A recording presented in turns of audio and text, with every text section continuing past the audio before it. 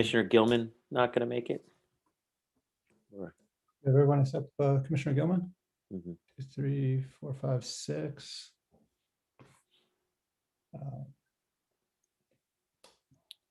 Just pulling out my notes here. All right, I'm ready. Ready if you are. Yes.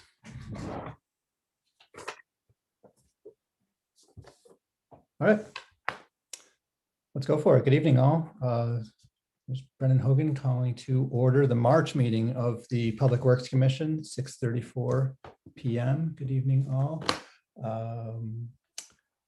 Where are we at? That's all I have for chair comments. The first item on the agenda is the agenda itself. Is there any discussion? There we go. Thanks for bringing that up. Any comments or suggested amendments? Commissioner Overby. I just wanted to make a suggestion that we pull consent agenda item A off, because I had some questions that I pre-sent to get answered, and it might be helpful to other people to also hear the information that I received. Okay. So maybe make that 4.1. So I make a motion to accept the agenda with consent item A removed and made 4.1. I will second. Great. Is there any discussion around that motion? All right, so we'll go to a vote then.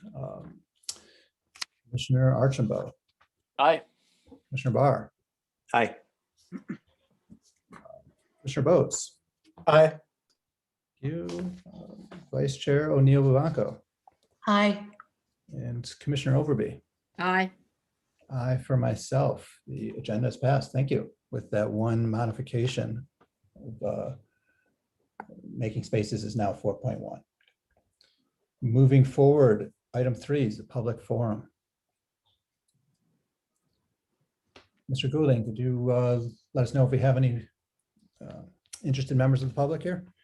Will do, Chair Hogan. We do have a couple members of the public on the line, so I just want to remind members of the public who wish to speak during public comment, there will be a few opportunities, including right now. If you want to speak during that moment's public comment, please use the raise your hand feature on your Zoom toolbar, typically on the lower section of your Zoom screen. For those that have called in, and we do have at least 1 or 2 callers today, use *9 if you want to speak during public comment, and that will put you in the queue. And we'll call on your phone number when it's your turn to speak. Thank you to Channel 17 for live streaming this as they usually do on YouTube. We do not monitor those comments in real time. If you're watching on YouTube, welcome. But if you do wish to speak, please join us on Zoom or via the phone, which you can find on the agenda at that URL at the top of this screen. And if you have any difficulties, DPW communications at burlingtonvt.gov is active right now, and we'll be monitoring for anybody who wishes to speak but is having any kinds of technical trouble during this program.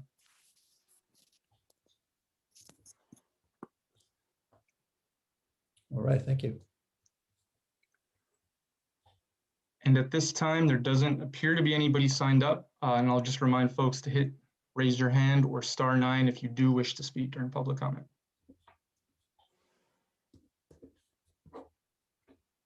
But there is nobody signed up at this time. All right, thank you. We will close out a brief public forum then and move forward to the consent agenda, which now contains just item B, ADA space removal, 124 North Union Street. Motion to accept the consent agenda? Thank Second you. for me. Was that a second from? Yeah, from me. Commissioner I'm sorry. I was a little fast on that. Okay. So we get a motion from Barr, second from Commissioner Archambault. Is there any discussion around that motion? All right, let's go to a vote then. Commissioner Archambault, Aye. Commissioner Barr, Aye. Commissioner Bose, Aye. Vice Chair O'Neill Vivanco. Aye. Thank you. Commissioner Overby. Aye. And I for myself. The consent agenda has passed. Thank you. moving Commissioner forward- Gilman has joined us too, I think. Yeah, sorry, I was going to jump in. Thanks, Jim. Oh, welcome. Yeah, sorry for being late. No worries, we got you. I accept it. Yeah, aye for me as well. Okay, thank you. We got you, put you down entering 6:37, snuck in, welcome. All right, agenda 4.1, making spaces. Staff care to introduce this briefly? Sure. So what we're seeking for this particular memo is to have the date for the grab and go parking spaces be extended to summer date, July 31st. I think that's pretty much all that we are seeking this evening.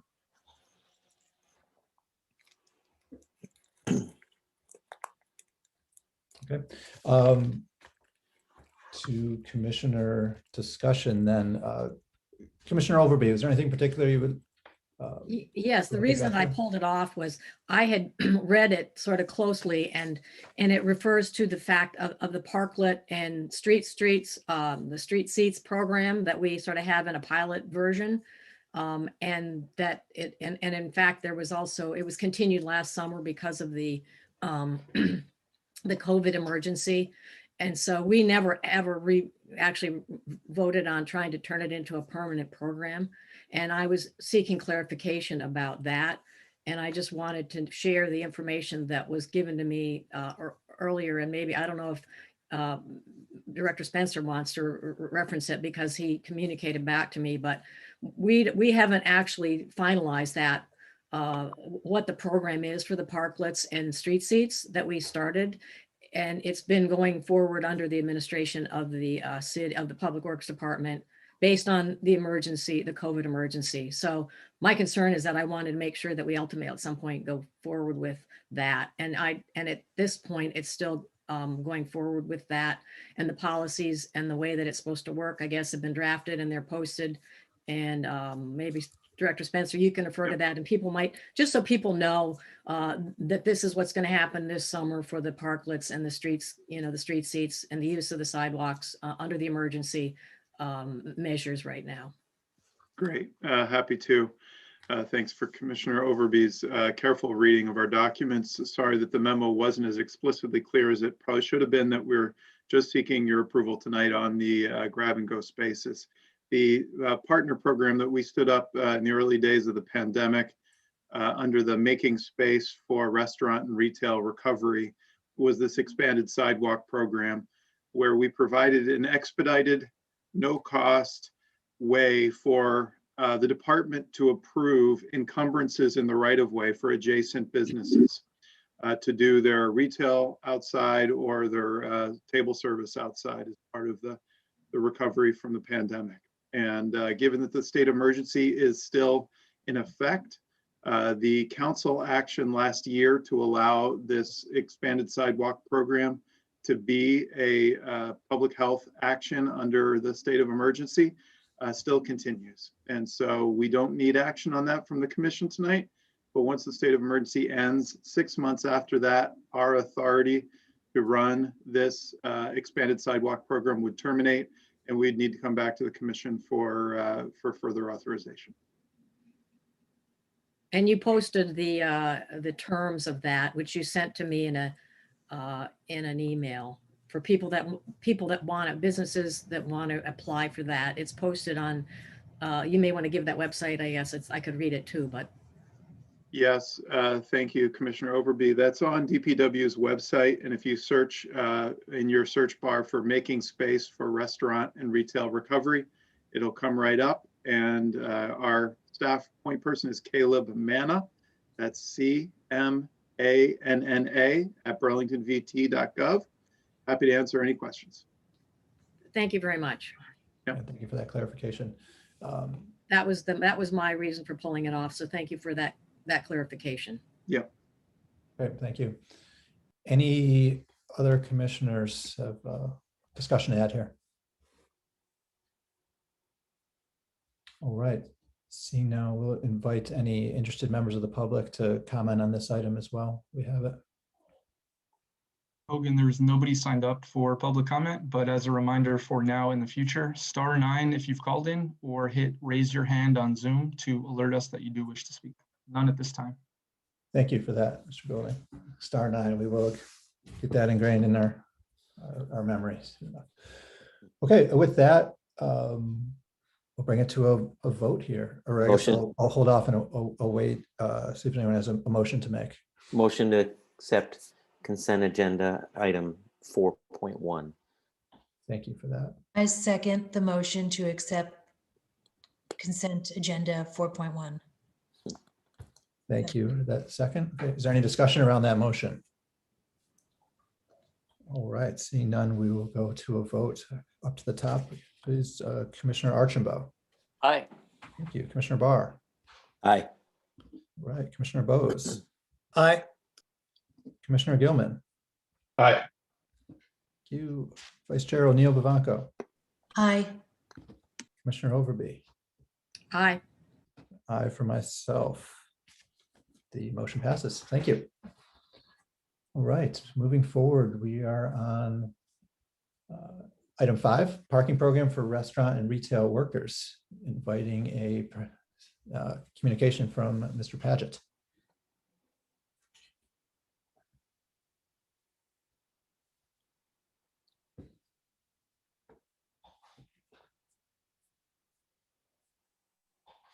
There.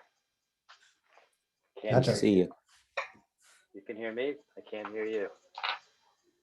I just heard you just fine until I got promoted.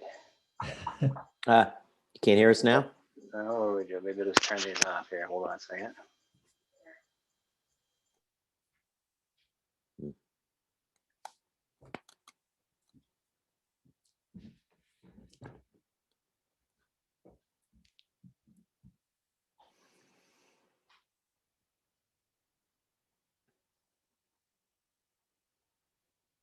Can Well, you now hear you're us, quiet. Jeff? No, we can't hear you. It's like a one-way walkie-talkie here. What the heck happened? Now we can hear you. You can hear me now? Yeah. That was weird. I did not successfully navigate the portal from attendee to presenter. Welcome. you Anyway, made it. I'm here now. Good. So thank you for having me. I'm sorry I have you all up on my other screen, so I may look like I'm staring off into space, but I'm looking at you. So first of all, I'd like to preface this with I owe you a report, which I have to admit I just plain forgot. I owe you an annual parking report from back in January. I've been busy on a few things, tonight's memo being the least of what I've been working on. But anyway, so rest assured, I know I owe you a parking performance report, and I will bring that to you in April, so apologies. So what we're here tonight to talk about is the creation of an employee free parking rate for the downtown restaurant and retail service workers. This is a condition of the removal of the 2-hour free parking rate from the Marketplace Garage. That was approved last July and then delayed until January and then delayed until April for a variety of reasons, but to support downtown businesses mostly. And so this is the final piece that we need before we can roll out that rate. And what this is effectively what the motion is tonight is to accept the addition of a single sentence to the ordinance, which says that we can create a $0 rate for downtown retail restaurant service workers that meet the eligibility requirements laid out in the policy that's attached to this memo. So I think that's the gist of the background. So let me share my screen if I can do that. See if I lose my, oh, no, that one. Hopefully I don't lose my audio. Okay, so this is the sentence that we've added, this yellow sentence: $0 for restaurant retail workers for a 7-day monthly permit based on eligibility determined by the policy. And mostly what I want to talk about this evening is make sure that you understand the policy. Fundamentally, we worked with BBA, Burlington Business Association, and we worked with Church Street Marketplace on this eligibility document to make sure that we were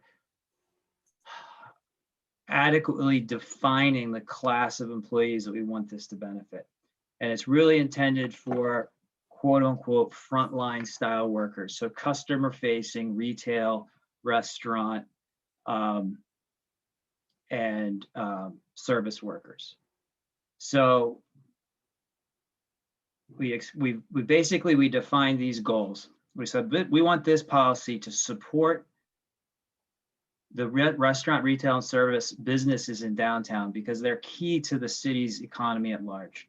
We want to increase the appeal and retention of retail and restaurant service jobs in downtown. I go to the Friday meeting, every other Friday meetings with the merchants downtown, and I hear every week about how folks are trying to hire people, but they can't, or they can't keep them. And providing this parking subsidy will help them with that retention. That's a widely held opinion. One of the things this will also do is increase parking availability for customers downtown because it will further incentivize the workers downtown to park in the Lakeview College Street garage as opposed to the Marketplace garage, which by relieving the stress on Marketplace will also increase the utility of the Lakeview and College Street garage.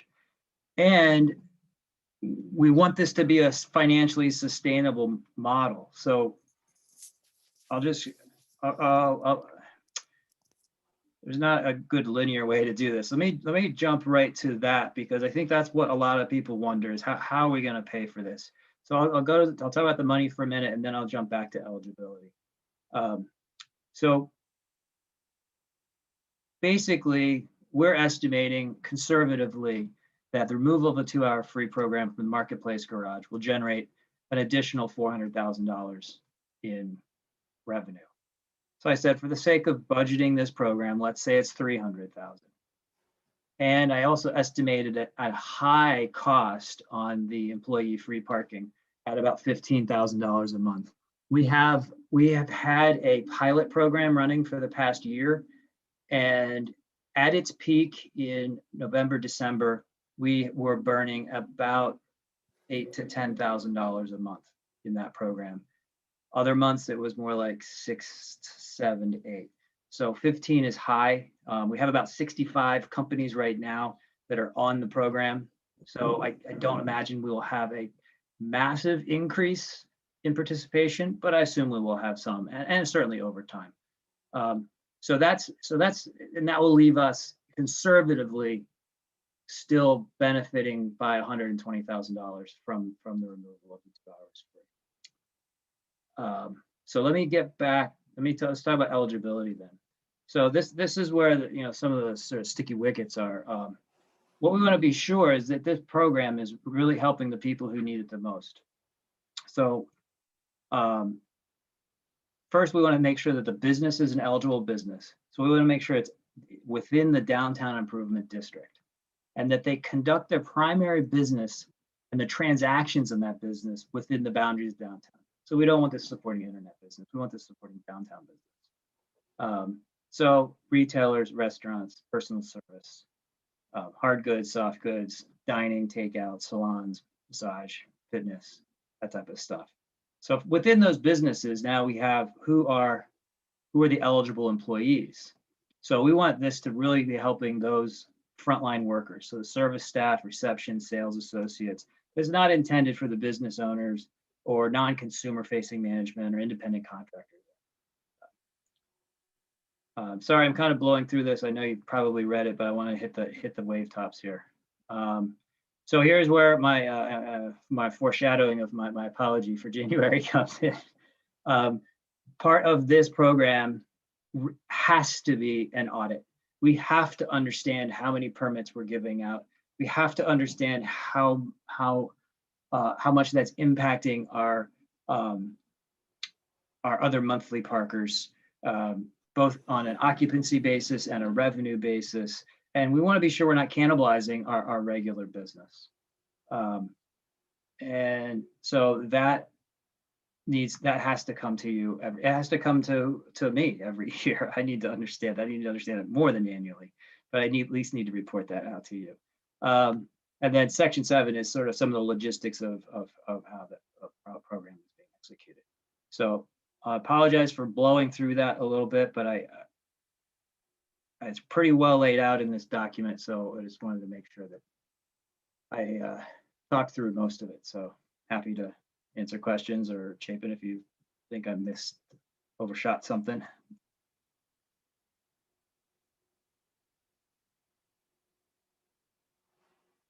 Jeff? Yes.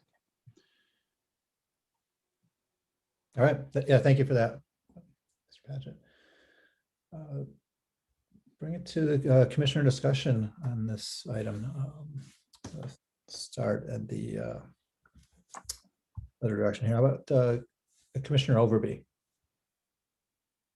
I have some concern. I know we got an email from a gentleman, and I can't remember right here off his name here, and I think you all got it, Patrick Mulligan. So we'll deal with that separately. But my concern was that I would like to find a way to add something that encourages people to not bring them their car. It seems like counterproductive to encouraging more car, single occupancy car use. And I know a lot of people that work downtown might work at a restaurant that's open late and they can't ride the bus, but I feel like we need to add some alternative. If we're going to do a free parking thing, that's pretty much saying we really want you to bring your car and park.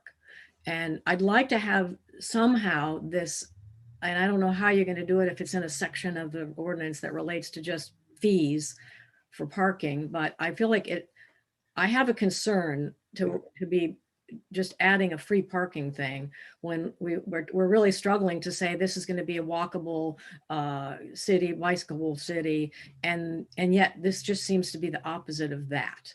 Yeah. So I don't know the language to add, but I wanted to bring, and I know I tried to ask our a couple resident experts on the commission, Commissioner Barr and Commissioner O'Neill, if they had some suggestions for language, and maybe they do, I don't know, but that's a concern for me. I really, I think you're going to be on the money trying to track the money and finances of it, but I feel like it's sending the wrong message about, we want all of our downtown employees to be commuters in their car.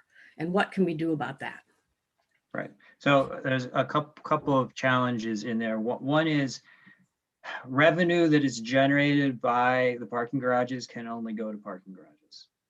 So if we're going to do alternative transportation, incentivizing that type of stuff, it has to come out of a different funding source. However, as part of the reorg that we're working on, one of the things that we want to do, I don't want to get into the whole reorg discussion, but the reorg has 2 steps to it. The first step is sort of mechanical and reorganizing some people. And then step 2 is a major change to charter. Because the problem is charter says that the money that's in the parking garages has to stay in the parking garages. I can't use money from the parking garages to pay for bus passes or anything like that. It's against charter.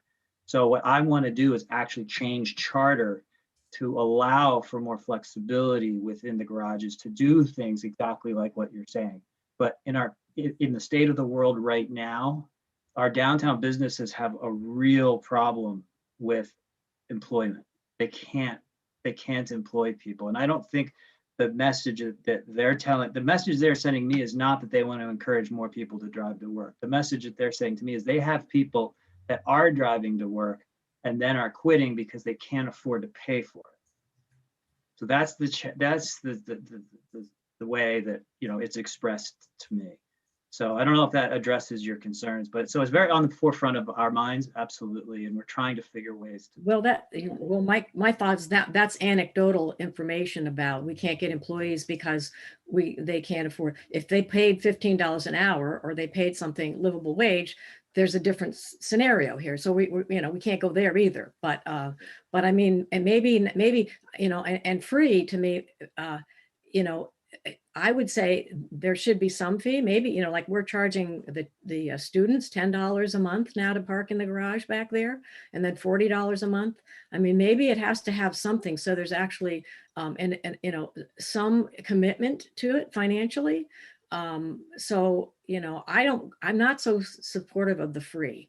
I don't feel like I'm convinced that the parking is the problem for people getting employees. I really don't think that's the reason. I haven't been persuaded. There's no evidence on our materials to persuade me of that. So that's my take. I'm not in favor of the way this is worded, and is free parking. I would like to have, I get it that you can't use that money for a bus pass. However, this doesn't feel right to me to just do it the way it's proposed. So I'll let other people speak for their concerns. Thank you for that, Commissioner Overby. Vice Chair O'Neill Bavanco. Thank you. Thanks, Commissioner Overby, for that lead in. And so Jeff, I get it that we need a charter change.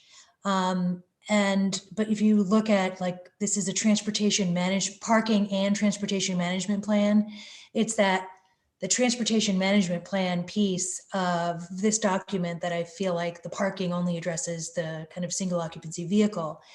So I wonder, what can we do to encourage the businesses to promote all transportation options?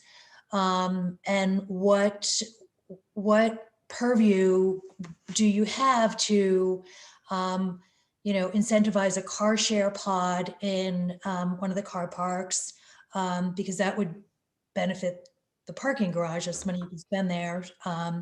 EVSE charging infrastructure, and bike parking, because I know now that the high schoolers can park in the parking lot.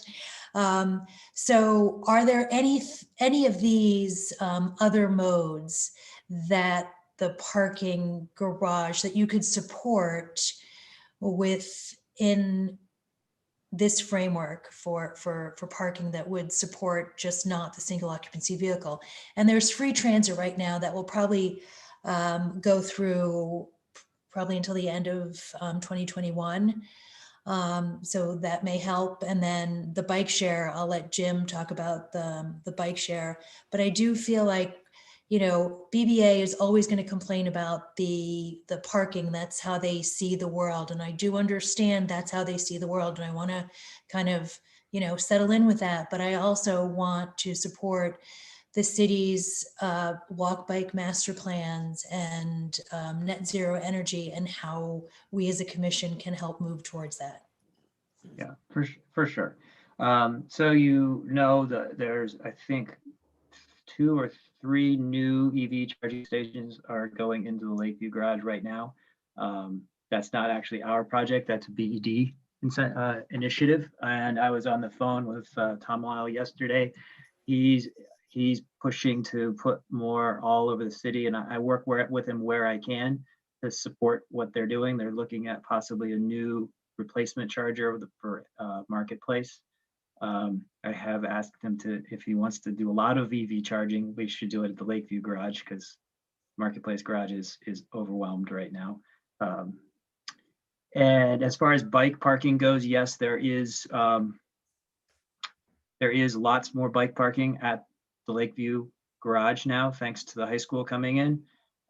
They're installing a bunch of parking because of their zoning permit. So that's coming. We do have money from DPTM. We bought $5,000 with the bike racks. I think we have money for another 5. Our problem is we're having a hard time finding places where to put them, frankly. But that's sort of a different challenge we have. It's amazing the number of places where you look and say that'd be a great place for a bike rack, but it's private property, or some piece of infrastructure needs to be installed before you can actually bolt the racks to the ground. It's an unbelievable amount of hurdles come up when you start poking. So, we're not doing this in isolation. There are a variety of initiatives going on in parallel. And having 2 hours free go away at the Marketplace Garage creates an opportunity for significant solvency for us, because we have some major budgetary problems because we're a retail business. And we don't take any tax dollars. So being able to have the 2 hours free goes away creates a sustainable future. It doesn't solve our problem of today. We have other things we're doing for the problems of today, but the problems of the future financially, having 2 hours free go away makes a big difference. And the cost of this to support the downtown businesses and support our future viability. This is the bigger context that I'm working in, that maybe I didn't articulate clearly enough. So I don't know if that answers your question or not. Yeah, no, thank you for addressing the other modes. I still don't know the language that I think would be able to capture all of this and a way for the businesses to recognize that not everyone who goes down to Burlington is going in a single occupancy vehicle. Not all their workers actually own vehicles. Right. We arrive in many modes, and that if we can prioritize those modes as well would be important. Thanks, Jeff. Yeah. Okay, thank you. Commissioner Gilman. And nothing else for me. All right. Commissioner Bose. Nothing from me. Commissioner Barr. Thanks. Yeah, I will add to what Commissioner Overby and Commissioner O'Neill-Vivanco, or Vice Chair O'Neill-Vivanco, brought up about many different opportunities. And I know that there's not money in your budget or in that budget, the garage budget, to do these kind of things. But CATMA, I think Burlington is an associate member of CATMA, and they have a host of programs that they run that don't necessarily take money. It's more like the Walk Bike Week, Park Your Car. I think Car Share Vermont has that. By having these different kind of incentivized programs out there with maybe a gift card, maybe a restaurant gift certificate, maybe recognition of employees for contributing to the greening of the downtown area or something.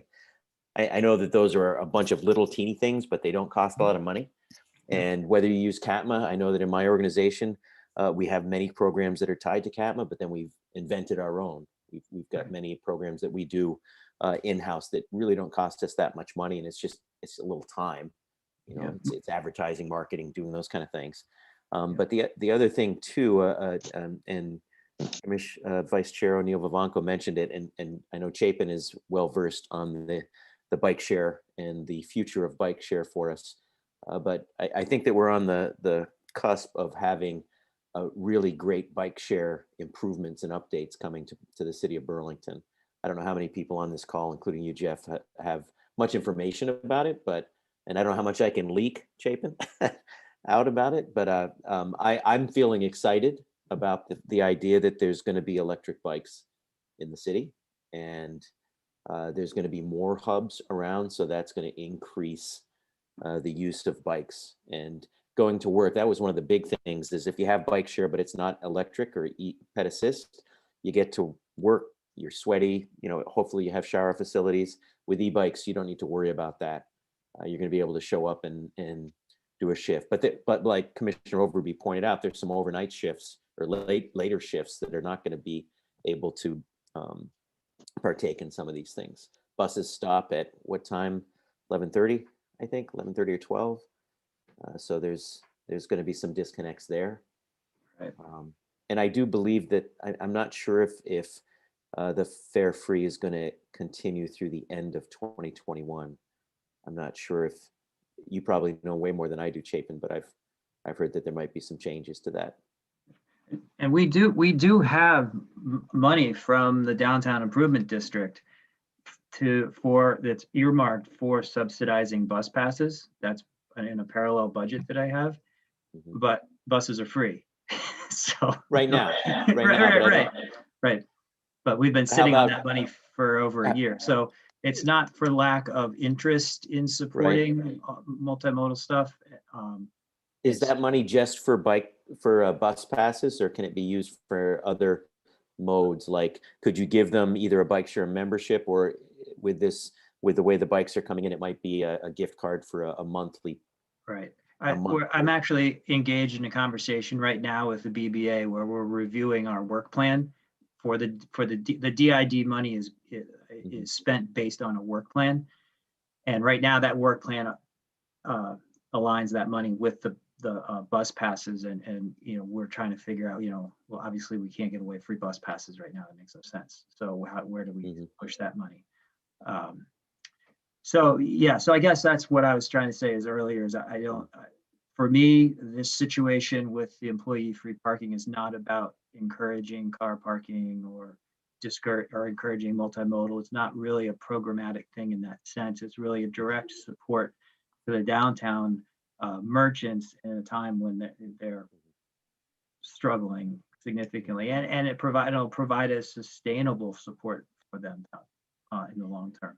And it's a critical part of the removal of the 2-hour free from marketplace, which then that's sort of, if you think about, in one case we're giving one group free parking, on the other hand, in the same scale, we're taking free parking away from another group.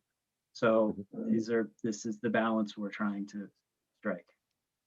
And make no mistake, I support this. I think that this is a move that needs to happen to help ease the parking burden of some of the parking areas there. But I think it's a missed opportunity if we don't couple it with some TDM incentives and TDM programs. And I think that's one of the challenges that we've had over the past many years, is that we move ahead without thinking of the peripheral things that we can put in place. By having these different TDM programs, it's going to just increase the empty spaces that for other people to come, for customers, for those kind of things. I'm on way too many BBA committees too, and so I've heard this from both sides, and I understand their approach, and I understand the retailer's approach, but I also think that what we're talking about here, there's an opportunity. I support this, but I think that we really do need to look at some of these TDM things in the near future to make sure that we don't miss them. And that's it for me. Thanks. All right, thank you. Commissioner Archambault. I do have a few questions left. I think a lot have been answered, such as where. Sounds like this is just the Lakeview garage, Jeff. Is that right? That's where they'll be parking. Yes. Yeah. Okay. And then I had a question of when, if these passes are issued, is it the folks receiving these can park for free at any time in that garage, or is it only during certain times? Or could you tell me about it's a permit. It's a permit just like you would get if you paid for a 7-day week permit. Yeah, the thinking being is these are a lot of folks that are expected to be possibly shift workers, so they might work an afternoon shift one week, a night shift the next week, and to constrain the time on it would make life challenging for all of us. Yeah, sure. And it sounds like eligibility is employer driven, if I read your material right. That's the first check is the employer operating in a business that's eligible. Then within that business, which employees are eligible. Sure. Okay. I had a question about if we had any data to show what percentage of this type of eligible worker is actually driving in, that really relies on driving as their primary means of transportation.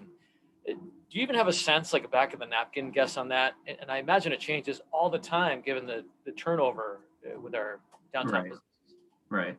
No, I don't have a sense of percentages. I mean, I could certainly work it out. I'm sure I could get some sort of census of total employees downtown. But what I basically know is we've got 65 businesses that value this and have participated.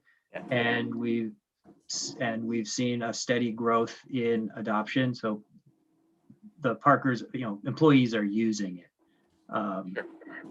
The growth, it grew up until the beginning of the year, and then January things settled down. But I imagine that it will pick up again.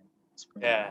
Well, it sounds like you're aware of not wanting to cannibalize our own revenue efforts, which I can really appreciate, because that would speak to that of, like, are we just giving this thing out to anybody, and they're allowed to just kind of park downtown? But you do have that awareness, so I appreciate that you're cognizant of that. Yeah. And I'm fully aware that there are probably scenarios and businesses that we have not fully considered, and we're going to have to come back to you guys at some point with some policy updates to further clarify and make sure that it's as fair as it can possibly be to meet the goals. Sure.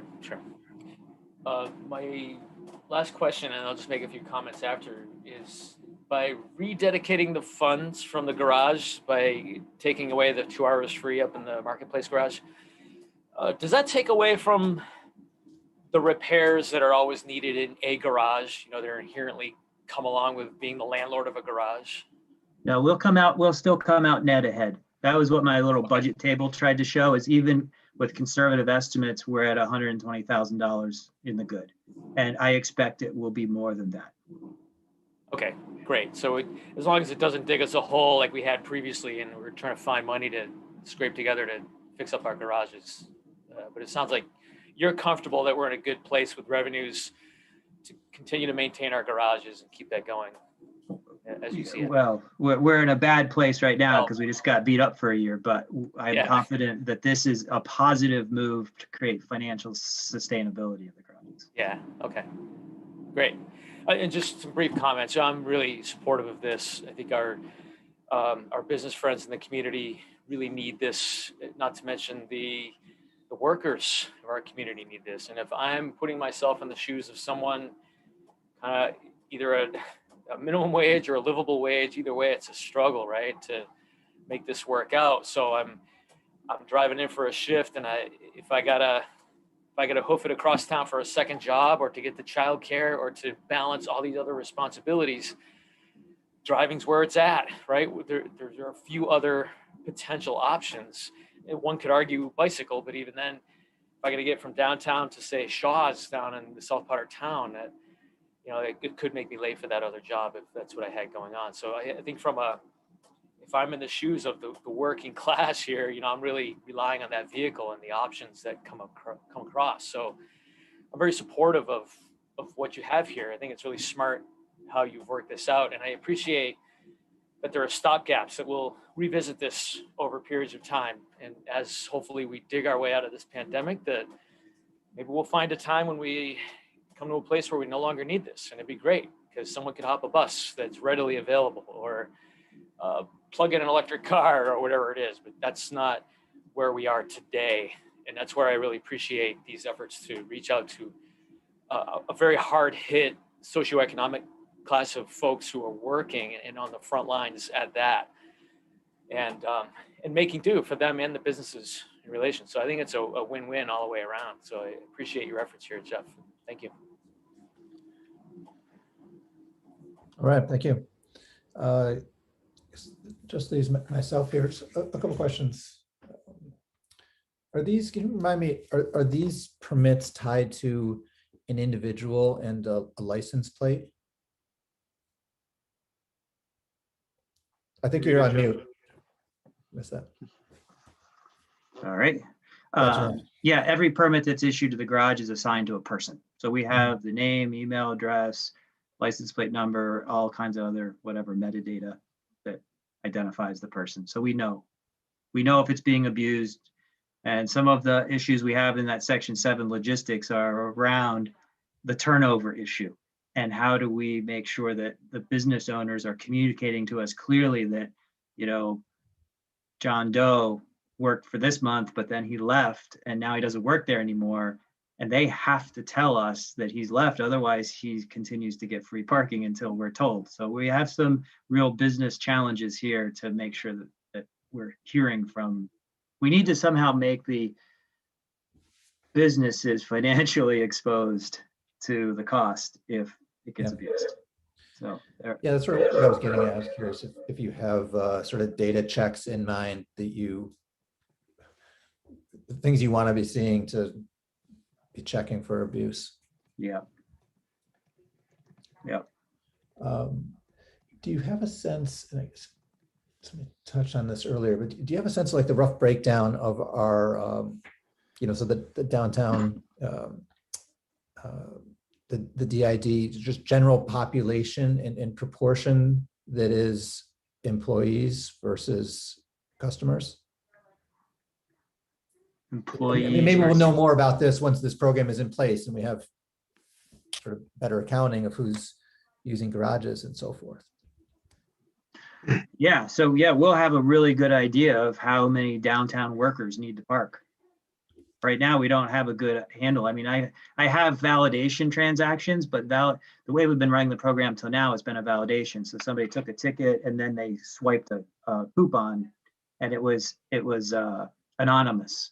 Right. That's just how validation systems work. I mean, whatever. Anyway, the point is here, this is going to be a permit-based system, so we know exactly who they are and what company they work for, and we can actually start to dig into that data, and we can start understanding how many downtown parkers need this support. Mm-hmm.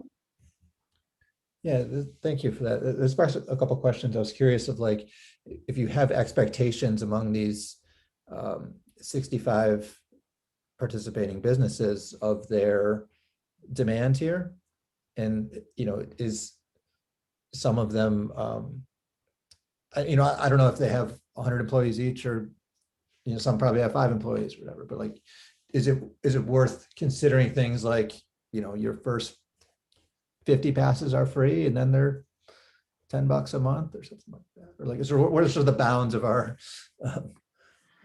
Yeah, these are the of the challenges freeness? when you've got businesses downtown, like Farmhouse has got 50 or 60 employees, and then you've got, the comic book store might have 2 or something, and so it's really hard to make those sort of constraints. The one common thing is that there are a lot of folks that aren't getting paid a lot of money to do jobs, and that's common across. So it doesn't matter if you've got 49 co-workers or you've got 2 co-workers, you still got the same problem. But that's what we're trying to address. Okay. And is this is this a yearly thing? So one person per car and email address and license plate, what's the duration on? Month to month. A month to month. Yep, they expire. All permits period expire on the month. And if you don't pay, or you're not part of this program and get eligibility criteria, your permit will expire. Is that a lot of overhead on your part to be circling with these employers monthly on this?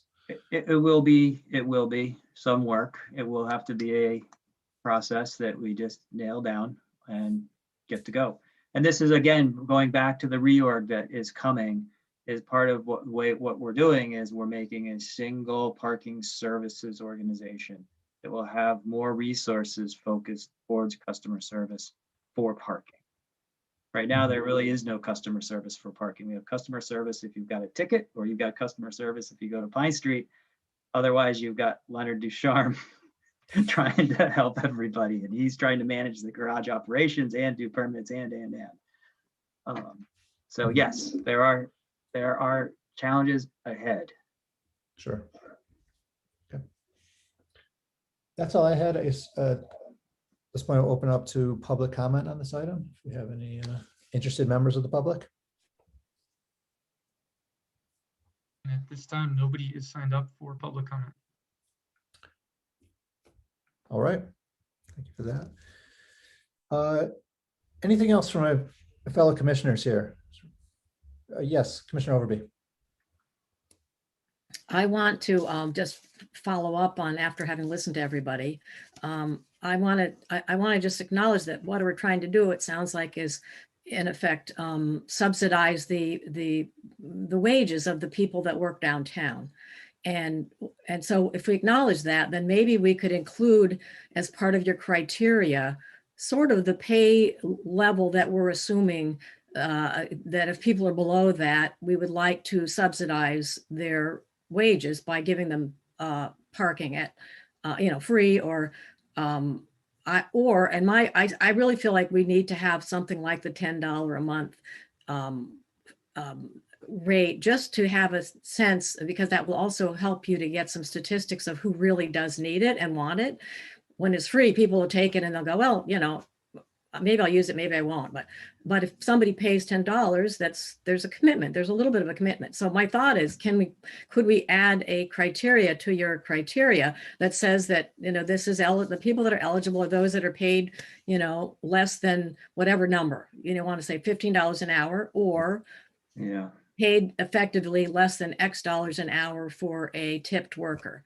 Because what you're doing then is we're making it we're acknowledging why we're doing this. And it's just like Walmart doesn't pay their employees very well when we provide food stamps, but we really don't acknowledge what we're doing is we're subsidizing Walmart because they're not paying enough. And obviously the economics of that is something we don't have control over, and any more than we have control over what people pay in the businesses that they're trying to, you know, struggle along with on Church Street and downtown.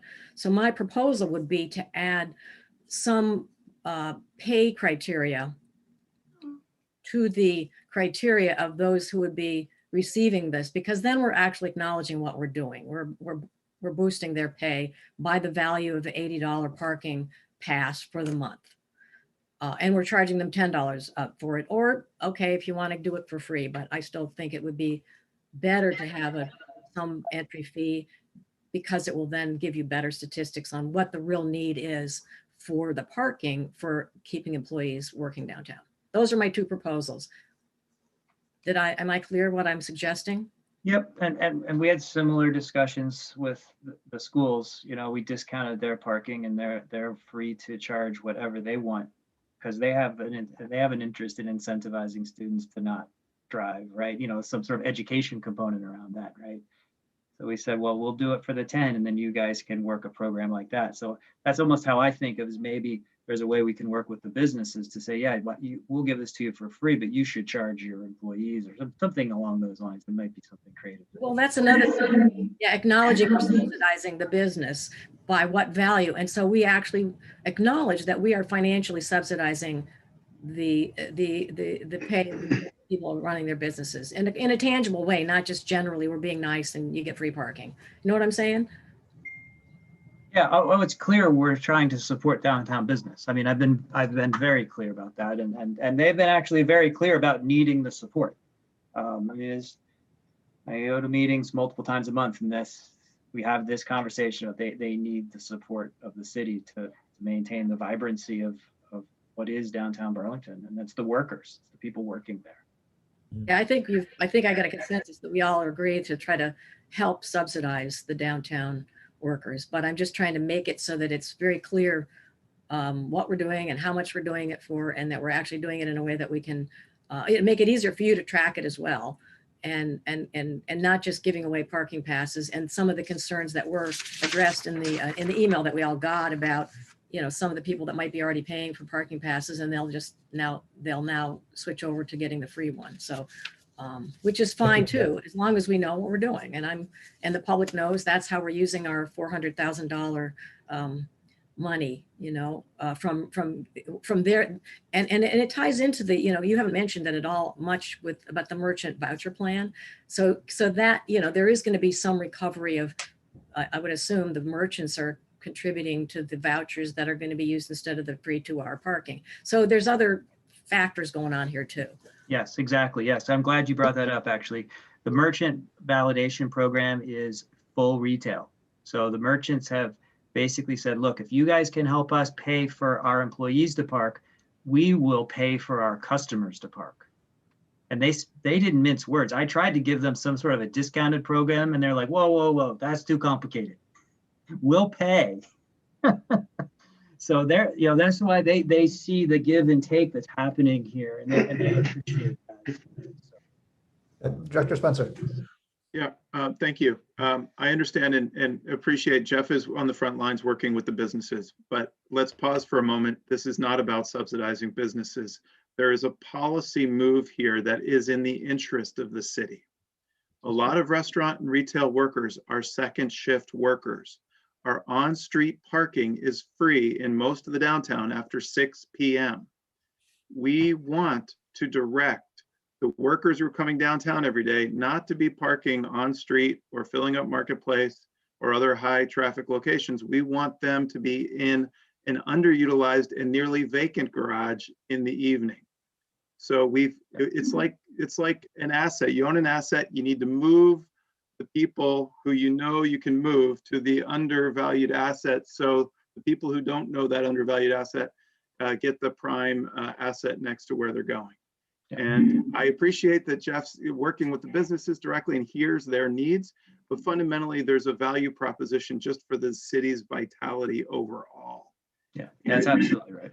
And so while we're currently giving free parking in Marketplace Garage to everybody, we're now proposing to take a small slice of that and relocate them to an underutilized facility to benefit everybody downtown.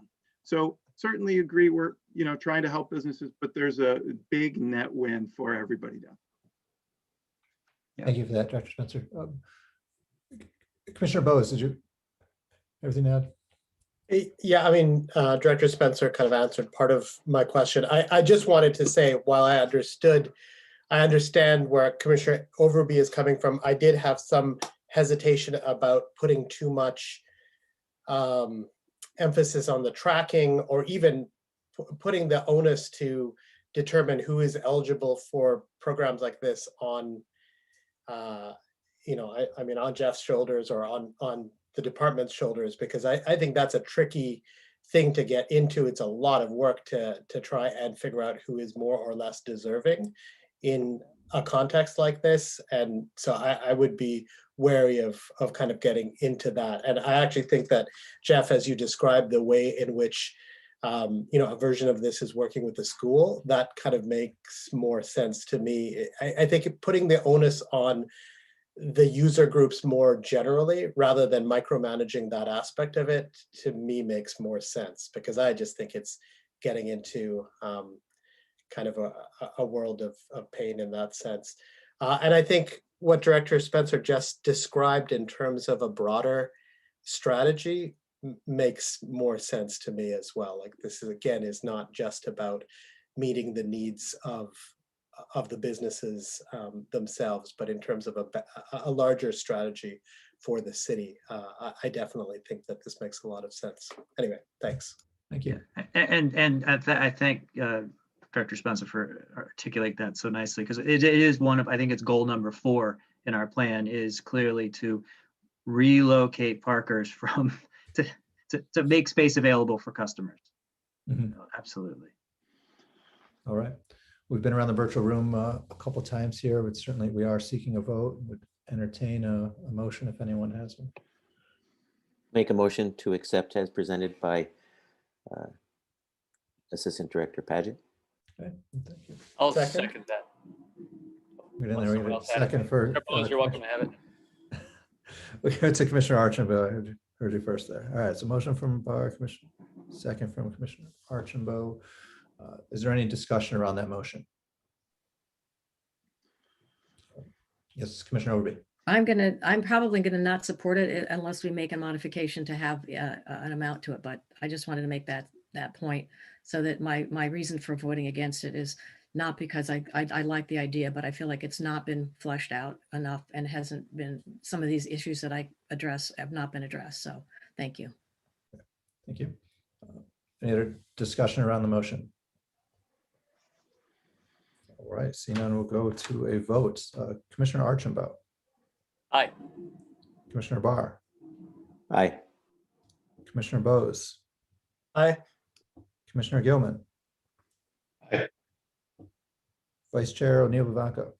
Aye. Commissioner Overby. No. No. And an aye for myself. So motion carries 6-1. Thank you very much. Great, thanks everybody. And again, I promise I will be back to see you again next month. We'll see you soon. Thanks for all your support. For sure. All right, moving forward, item 6, slope stability site adjustments. For staff communication here, Mr. Peterson. Hello, I need to share my screen. Hopefully that's set up properly.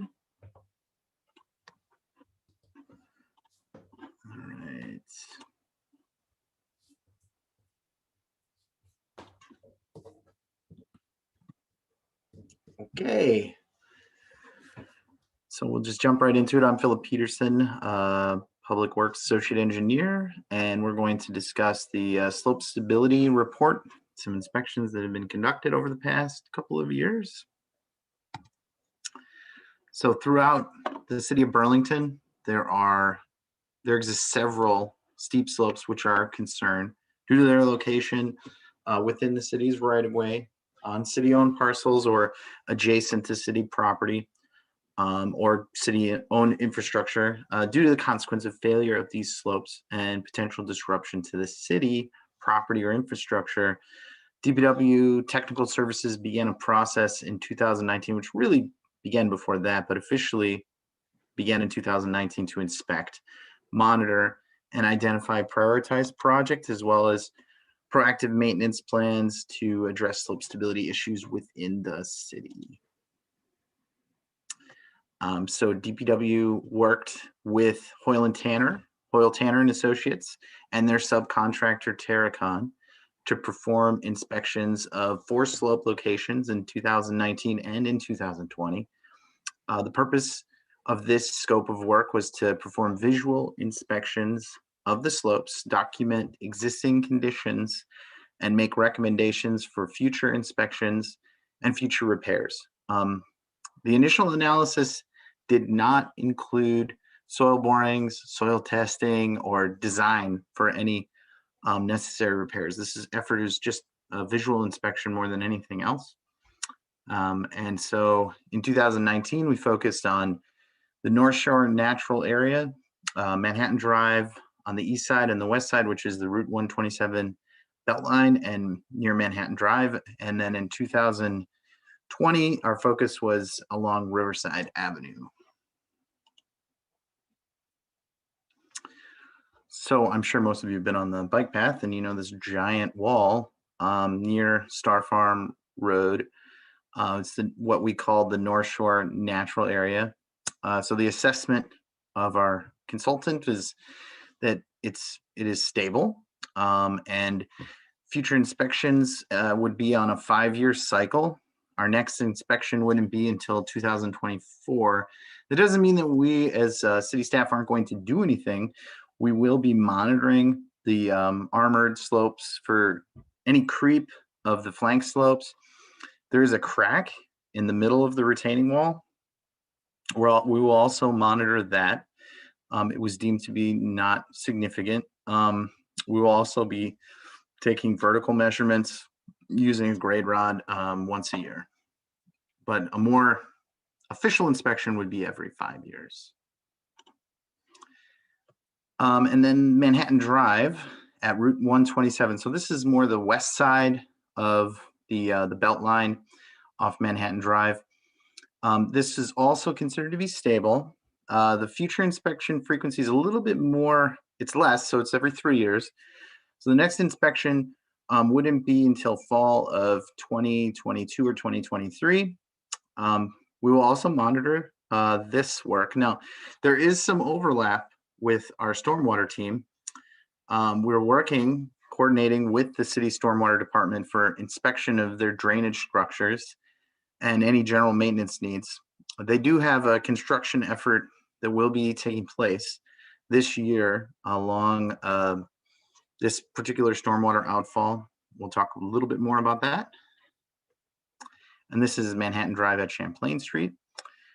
So if you read the inspection report, it does say that there's some urgent repair or urgent inspections that were needed. We did those inspections. We dropped a camera down into this very structure in December of 2019, I believe. I was there and everything was fine. Everything looked good. So there was no urgent repair needed. So the inspection was good. So at this point, we would like to keep this area of our slope stability kind of on the same cycle as the other part of Manhattan Drive, the west side of, right on the west side of Route 127. So fall of 2023 is when a more formal inspection would take place. So as I said, the DPW stormwater team has an outfall stabilization construction effort planned for the 2021 construction season. And this should address several issues in the area. Okay, so the Riverside Avenue slope inspection effort, it's broken into 3 different segments. And this work, it required some permission from individual property owners, so inspections could be done. And the slopes that were inspected are marked on the map in front of you as 4A, which is on the western end of Riverside near Intervale, 4B, which is on Riverside just west of Hillside Terrace, and 4C, which is to the east of Hillside Terrace, kind of close to the wastewater treatment plant over there. The inspection work done, it may inform future city projects as well as projects done on private property. I think it's important to note, and city engineer Norm Baldwin can talk about this a little bit more. We're limited, city staff are limited on what we can do on private property. It is private, so our authority only goes so far. I don't know, Engineer Baldwin, if you'd like to comment on that now, or maybe we just wait until I'm done with my. Philip, why don't you continue and I'll talk at the end. Okay, I'll just keep going. Okay, so take a little bit more of a deep dive on 4A. And we did do some more extensive work on these slope inspections given the nature and the likelihood of failure. So each one of these slopes, there's some urgent repairs that are necessary. There's active slope movement and surface erosion. There's issues with close proximity to building structures. So there is recommendations of future field investigations for 4A. And as I already said, there's only so much that city staff can do. Okay, so 4B, similar situation, similar recommendations. There are some immediate attention that's necessary. And 4C, this 4C is more stable than 4A and 4B. There is some further assessment that's necessary. At this point, it's considered more stable, and that this particular slope should be on a 1-year cycle of visual monitoring. So the next official inspection would be in August, September of this year. And then each of these slopes, one of the recommendations that our consultants had was establishment of maybe some instruments that would monitor inclinometers and possibly measuring groundwater and other issues like that. So after this meeting, we will be sharing this report with all the adjacent property owners, and this should help them on their slope stabilization efforts. As I already said, an outfall stabilization construction effort is planned for construction this year. And we are working directly with the stormwater team. The stormwater team is currently vetting consultants for outfall inspections for this year. And there is obvious overlap with the stormwater outfall work and our slope stability inspection work. We're also working with the asset management team within technical services and water resources to track these resources and map them in the city's overall GIS mapping system. This will help keep track of past, present, and future inspection efforts. And these inspections will inform future construction projects.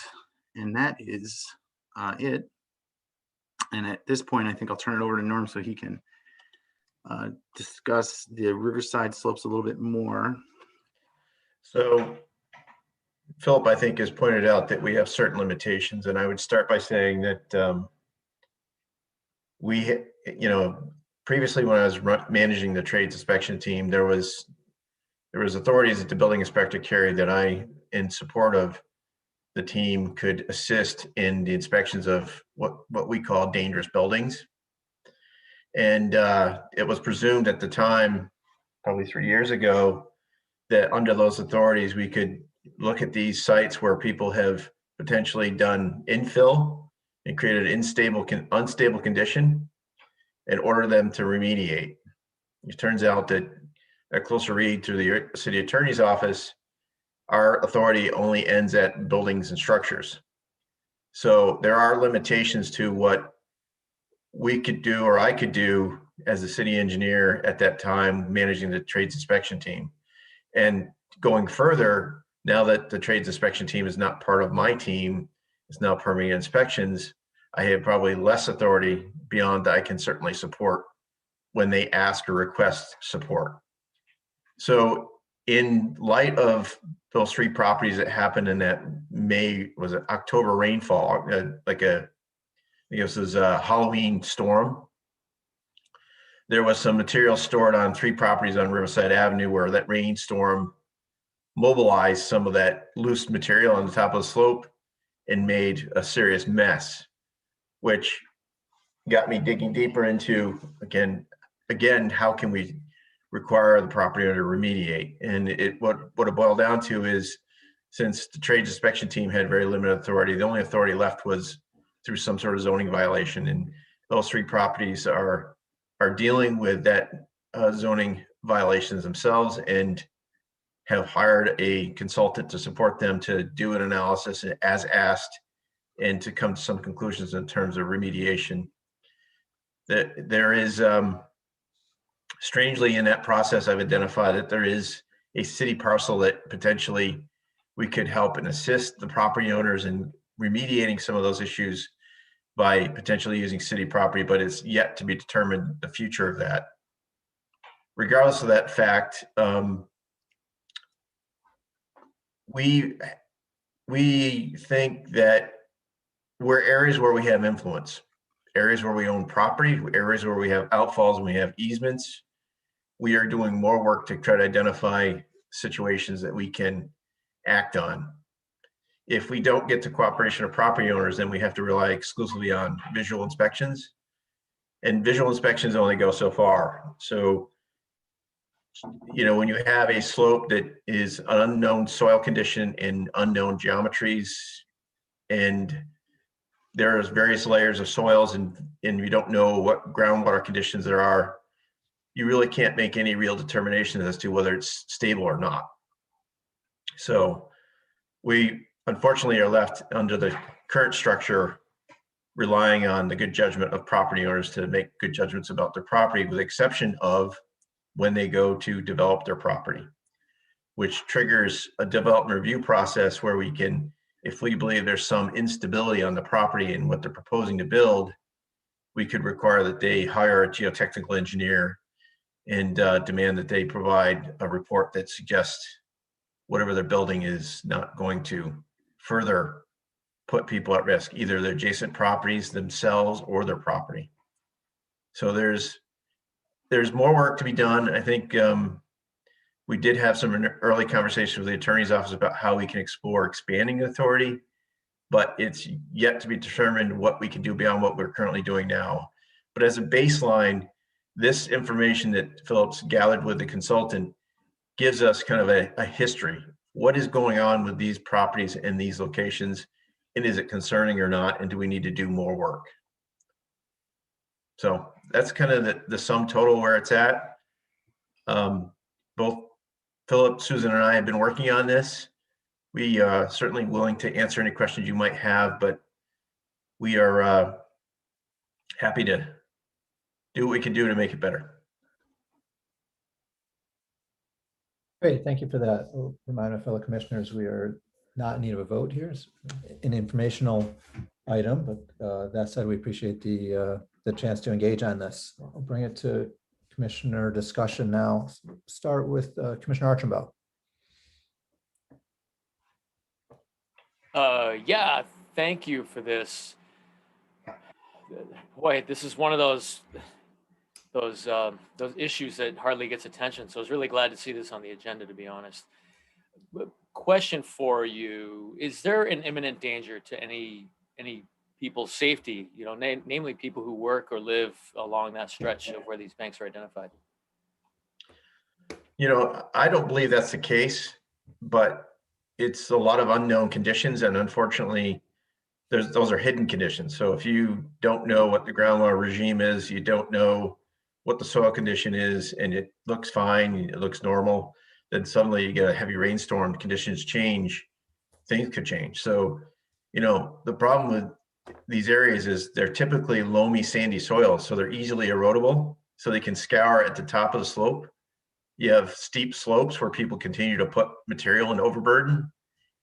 Anything that people do to keep loading that system is going to put itself into an unstable condition and potentially fail. So we've tried to be very clear with people not to just willy-nilly decide they're going to put material on their high bank and think it's going to be okay. Yeah. You can't be doing that. And so we've been talking to those property owners that we think are potentially at risk if they continue to do that. And that's, we're trying to kind of stem that tide, so to speak. The other piece of the puzzle is we have a river system at the base of the slope. Rivers tend to chew the bottom of the slope.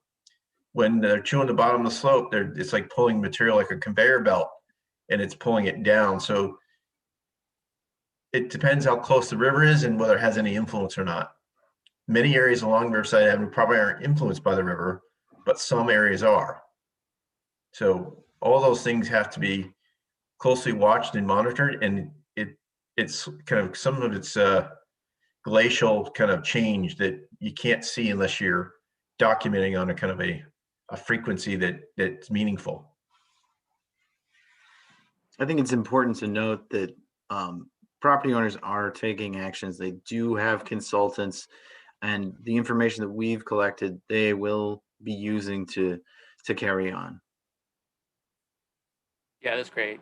I don't know, Philip, if maybe for the moment you could just take off screen share for a moment. So we could, Oh yeah, sure. Nice to see a face. There we go. Thank you.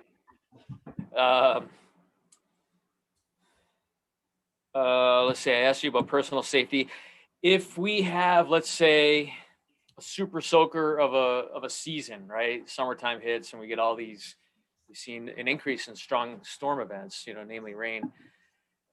Is that fair to say that poses more of a potential hazard for these slopes than the opposite, where we have kind of a dry season? Anytime you introduce water to these things, either top of slope scour or potentially there's additional groundwater migration because the ground is saturated, is changing the condition and making it less stable.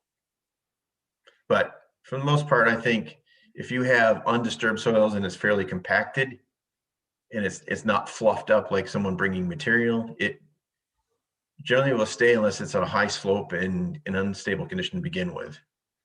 Yeah, okay. Just sometimes in my work, I try to think through, worst case scenarios, of course, and, seeing the slope go down. Do we have contingencies in place to handle the situation where a significant piece of Riverside could maybe be washed away in such a situation, and how that might look? I don't think you can prepare for wholesale loss of that section of earth or land. That's if you go back to 1955 slope failure or wherever it was near Riverwatch itself, that was a massive loss of land and material. And I think part of the problem on Riverside Avenue, as I understand it from the consultant who's done some borings, that people had mixed bag of things thrown over the bank, whether it be cars, garbage, waste materials, maybe waste soil from somewhere else, bricks, all sorts of stuff that you cannot put a math equation to and determine is that fully stable or not. And I think that's part of the challenge. Yeah, okay. Wondering if the same rules apply to the embankment if we work our way uphill. So we cross Riverside, and then now we're looking at some of those steep embankments there where there are homes such as Colchester Ave, for example. Would the same situation apply there, or have we not looked at that, or what are your general thoughts on that? I think there's probably some areas that are steep slopes that could have potential of localized failure, but I don't think wholesale failure. Okay. Not on this scale, no. Well, it's nice to not have a river at the bottom of those embankments, at least. So Yeah, exactly. Okay. And you have good vegetation. And the problem is vegetation works for you to some level. And then when it gets to be too large a tree and high bank, it creates overburden, creates instability. The root system does help, but if you've got a heavy tree on a high bank, not so good. That's a real good point. Yeah, because we all have this image of any vegetation is good for those steep banks, but it sounds like not necessarily. Yep. Okay. That's it for me. Again, I cannot express my thankfulness for you coming in front of us and at least having the discussion. It's good to have that awareness. And thank you so much for everything you're doing on this. You're welcome. All right, thank you. Commissioner Barr. Thanks. I share Commissioner Archambault's gratitude to bring this up. And I want to point out too that, I mean, this situation here along this portion of the Winooski River, is it that much different than the situation, I want to say maybe 6 or more years ago down by 127, where there was a house that a road, like you said, the conveyor belt kind of pulling everything away. And how do we mitigate that? Yeah, so Riverside Avenue is much more removed than that circumstance. That was like a direct point of contact at a base of a steep slope. Mhm. And so that just was an inevitable thing, unfortunately. I think we have a lot more time and space Okay. from that ever happening on Riverside, but never say never. Yeah. No, that's all I had. Thanks. Thank you. Commissioner Bose. Jim, I would just say one more thing about that is, we don't want to be in a position to have something happen to someone's in a home, unwittingly something happens like that. We're trying to gather as much information as we can that within our authority to prevent against that. So first of all, we don't want anyone to get injured or hurt or killed. And secondly, we don't want to have loss of property and have to be the people to tell them this building is got to be removed. Thanks. Thank you. Commissioner Bose. Yeah, so I echo the comments, the thanks for bringing this back to our attention. I remember Dr. Bierman coming and presenting to the committee, I don't know, what, 2 years ago now? I know last year's a loss, but whatever it was, coming and presenting a number of things here. And there were a couple of things that stayed with me from that. One was, I think he directed our attention to some of the historical images from kind of historical floods and the loss of some of that landscape, and then the rebuilding of it, some of which was with materials I would not think you would rebuild a slope with.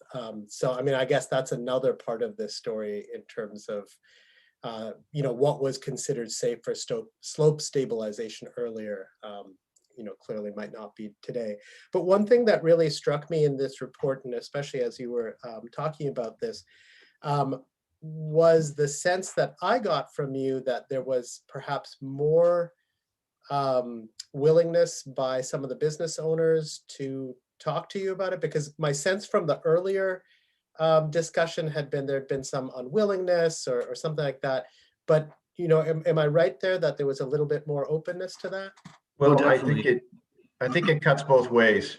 And when I say that, I mean, obviously property owners don't want to see that there's a red flag on their property and there's concerns. And so when we go on their property and start documenting these things, then suddenly it becomes something that's disclosed if they go to seek to sell the property.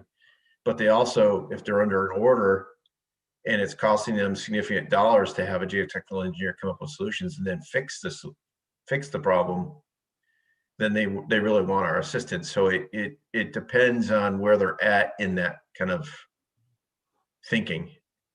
I mean, because I remember, as often happens in this case, when this was brought to us before, there was this sort of suggestion that the city force the property owners to engage in either, I can't remember, it was either corrective action or just not doing something.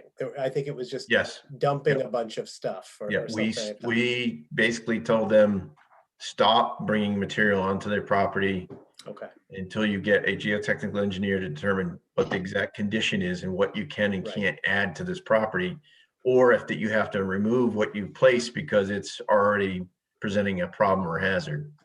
Right. Okay. Yeah. I mean, that was one of the things that I wasn't sure where that was going, and it seems like you've got kind of a good approach to that, or at least some buy-in from that. I'm curious in terms of the monitoring that you described. And so it seemed to be a range of different forms of monitoring, different kinds of things. How real time is that? And I mean, are reports sort of sent to you by the consultants or how? Something that like, we could potentially do, our consultants or a consultant could place these monitors, but we can measure groundwater, monthly, and also the inclinometers would be measuring data. I don't know, not continuously necessarily, but it's data that we can collect pretty real time. But as we've already discussed, this is on private property, so we do have to. We're going to have to get more buy-in from these private property owners to do this level of inspection. So just following up on that, we can do more intense analysis on properties that we have control over. We can't go having boring machines going on someone's property unless they're really kind of willing to allow us to do that. And normally we wouldn't do that unless we felt that there was strong considerations that there's a risk or a problem that we can readily apparently see. So it depends on how deep an insurance policy you want to have with the condition. Now, obviously, as Norm pointed out, we can put these monitors on the city parcel, and that will inform probably other private properties as well. All right. That's it for me. Again, I really appreciate you bringing this back to us. It has been something that's been on my mind, so thank you. Yep. All right, thank you. Commissioner Gilman. Nothing else for me. Thank you very much for bringing this to us to share. Obviously a concern if you're worried about losing a whole road. Obviously a key corridor for our community. So thanks for bringing it and continuing to keep this in the forefront for us. Thank you. Vice Chair O'Neill Vivanco. Yeah, great. This is maybe not super exciting for you guys because it sounds stressful, but it's really exciting because it's this, natural world intersecting with the infrastructure that this commission oversees, and the private property and city property, like it's like all sort of, like a juicy novel. But what I wonder is, Good way of putting it. So thanks for good, like the report was good. But is this information shared across city departments? Like I wonder, because you're limited in what you can do for private property. So if there's a business permit, like, I don't know, there was a new restaurant that opened where the old Dunkin' Donuts was. And I thought, yikes. So how is that information communicated? Is there, just like a little like red mark on the file or something that says like warning? Or we've shared the inspection report directly with all city departments, and we met just last week with the stormwater team to get a sense on what they're going to be doing. They have a consultant, so just to get off Riverside Avenue a little bit, they have consultants they're vetting right now to do inspections on all their stormwater outfalls over the summer. And there's obvious overlap between the work they were doing and the stormwater outfall inspections. So yes, we're working with all departments and we are informing everyone.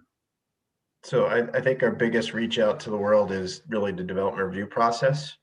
Yeah. Both the permitting inspection team, but also sometimes these issues go to DRB in terms of a development project. So it depends on the scale of what's going on. There are some businesses that probably move into buildings and properties that aren't aware of the existing condition because there's no trigger for us to get involved. Mm-hmm. But it really is worth noting that we need to invest in our outfalls because they have a significant contribution to some of these instabilities if we don't maintain and take care of those facilities.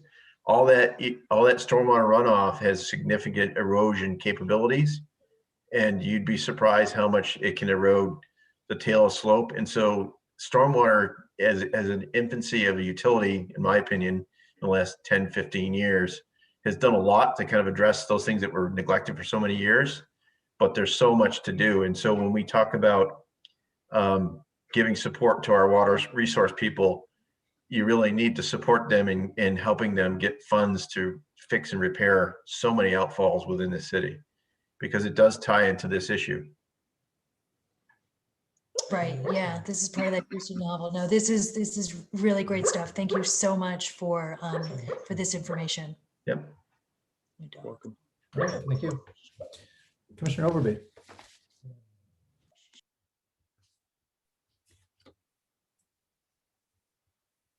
I think a lot of my comments were already stated, but I would second that. I know when we first heard about these problems on Riverside, there was a sense of like, what can we do? And I really appreciate Engineer Baldwin taking responsibility to figure out how to do everything you can possibly do and come up with some suggestions of things that they can do so that, you know, it isn't a matter of, oh, when the house falls off the hillside that we didn't do enough.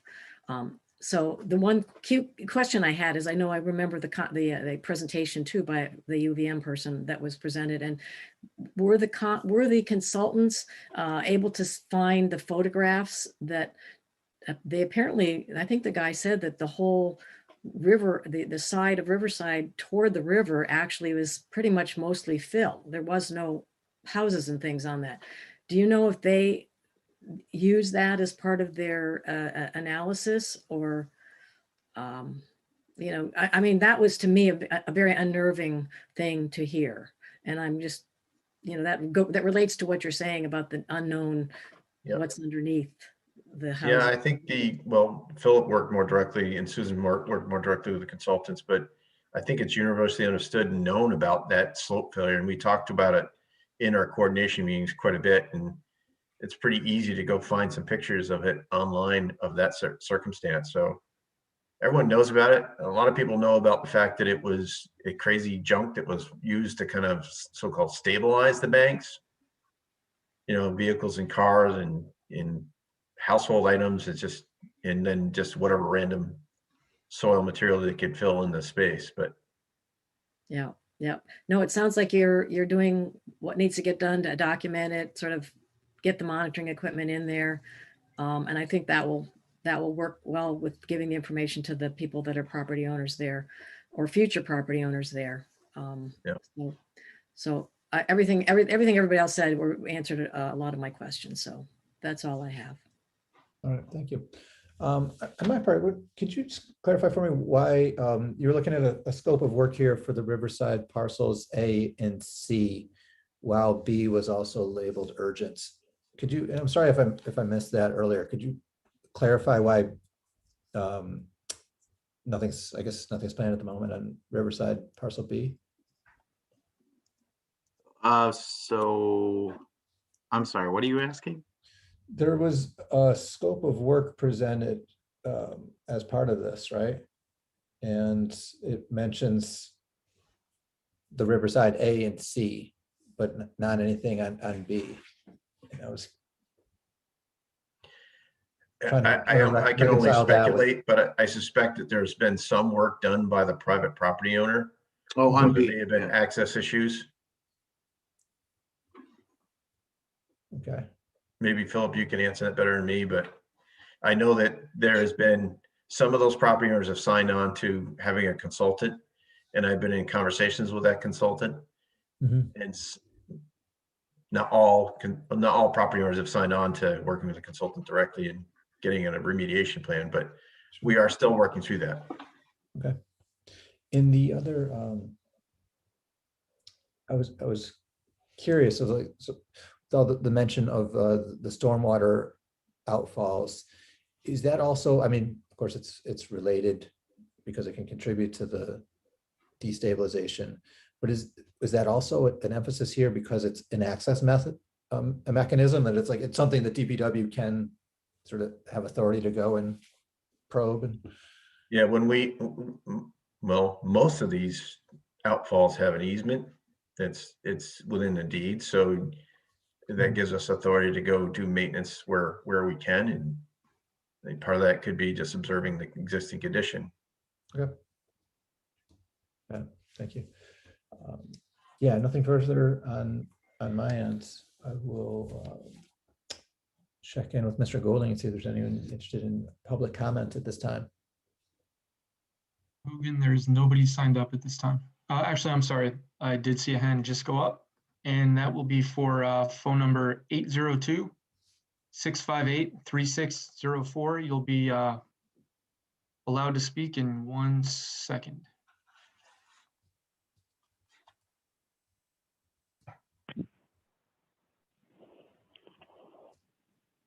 Is it okay for me to speak? Yes, please. Yes, hi. Good evening. This is Sharon Busher. And I wanted to, first of all, say I was really excited to see this on your agenda. And I did leave a message for Chapin, but I know that this is Riverside Avenue that I'm focused on. The stability of the slopes, banks, either on either the riverside or the other side of the road have been an issue for a long time.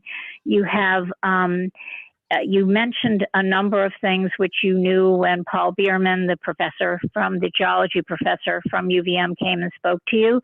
But on the side not abutting the river, near River Watch, there was an old landfill. So there's leachate, and there's so the stability of the whole area is in question. No one really knows a lot. And Norm said, a lot of borings haven't been done. I can tell you that, I've lived in Burlington a long time, and the roadway up Riverside Avenue was supposed to be done in the early 90s. And at that time, they were going to deal with the runoff that came from Colchester Avenue across the roadway to the river and try to deal with all of that as that further eroded the banks and the stability, not only the river eroding it, but the runoff that came across. I had hoped, and I listened carefully tonight, I had hoped that the whole area from Prospect to potentially Salmon Hole Park would be looked at carefully. And you've explained why private property owners have to buy in, and the city has really no right to go on their property. But for me, it really is a safety and I think a liability issue. As people develop on Colchester Avenue, and we have no slope ordinance, so they can develop right to the edge of the bank. You know that a lot of this is infill, and there's a lot of water that comes. There's Reeves Ravine there. There's an awful lot of instability and runoff. And so if people develop on Colchester Avenue and take down some of the trees, I understand the size of trees, but some of the trees, that destabilizes the top of the bank. And then you put people at risk at the top of the bank, and you put people at risk that live below. And as Norm appropriately said, the only way that actually a section of Riverside gets carefully looked at right up until this point was when a development came through. And you could mention some of the things that I just mentioned tonight, and you could get a more careful evaluation of this.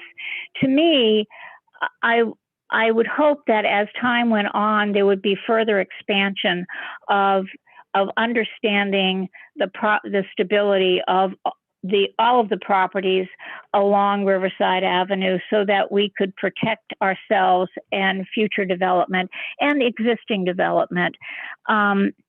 And so I'm disappointed that the city attorney feels that we really can't weigh in on private property because I think the liability risk is such that it should be reevaluated.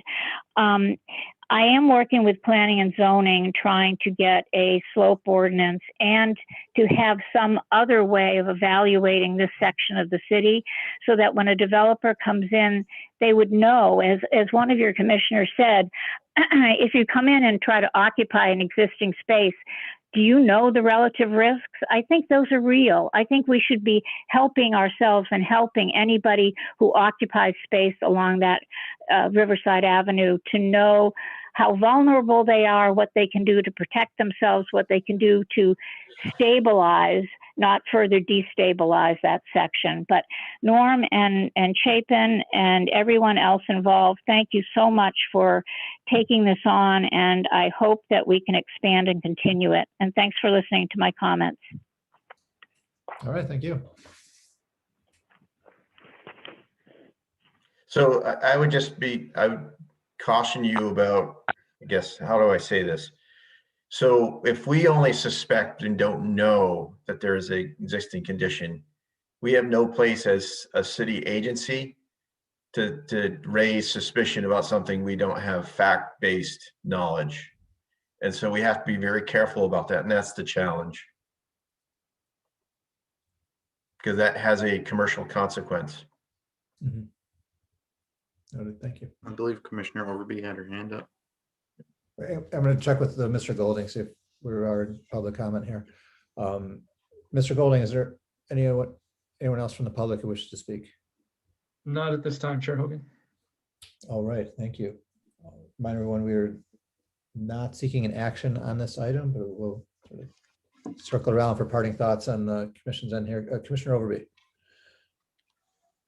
I just wanted to ask, and I think I asked this the last time, what's the Winooski Valley Park District's land width that then abuts to the private ownership?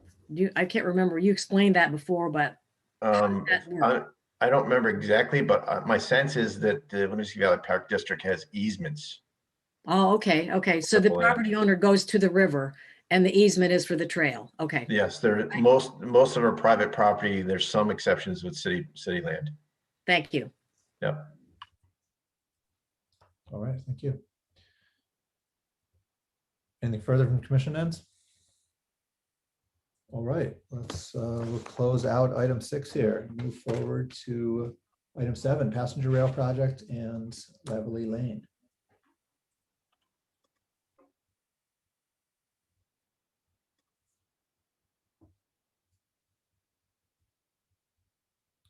Chapin, you want to introduce this? Yeah, great. Given the time, we're going to do a really quick piece.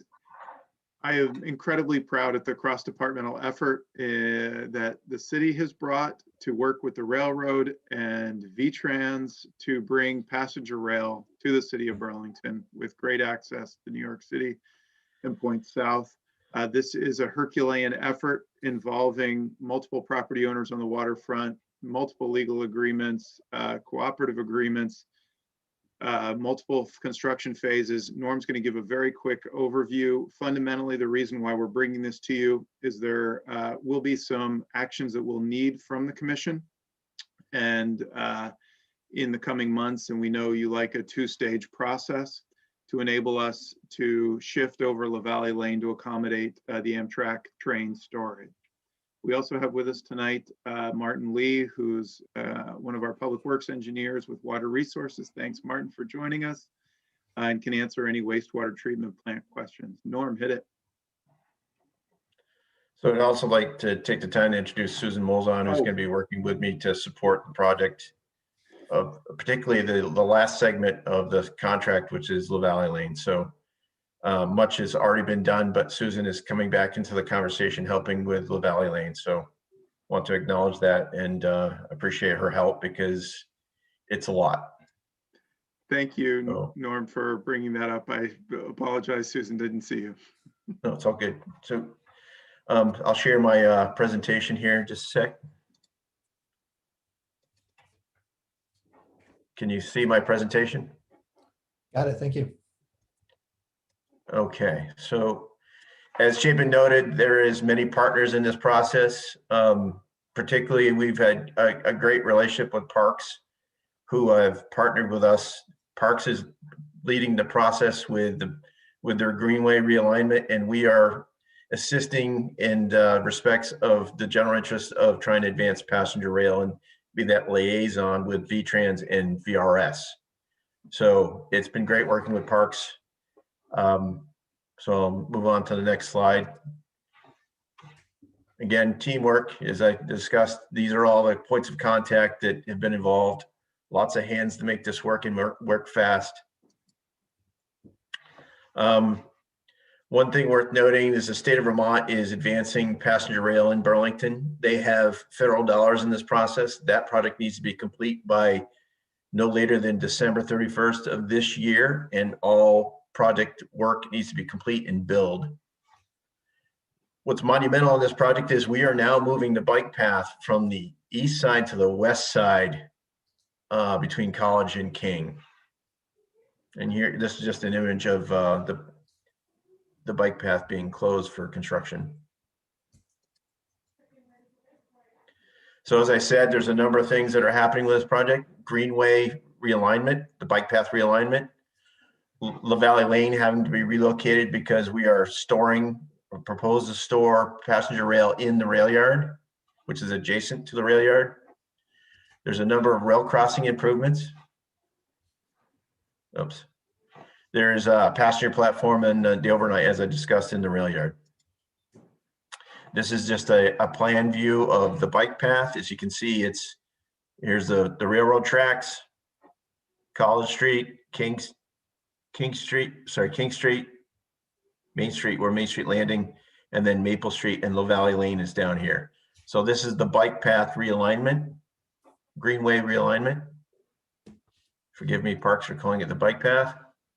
Here's the cross sections of the bike path getting moved over to the west side. This is the driveway to Echo. This is the bike path, and this is the passenger rail alignment. So here's another image, College Street.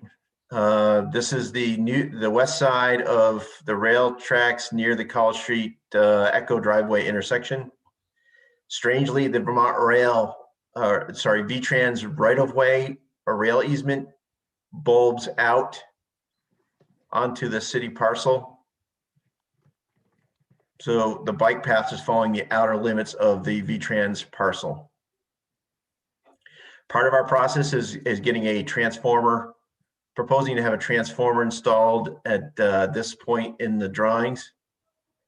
And that transformer is going to provide power, shore power to the trains that's stationed within that space so that they don't have idling diesel trains making significant noise,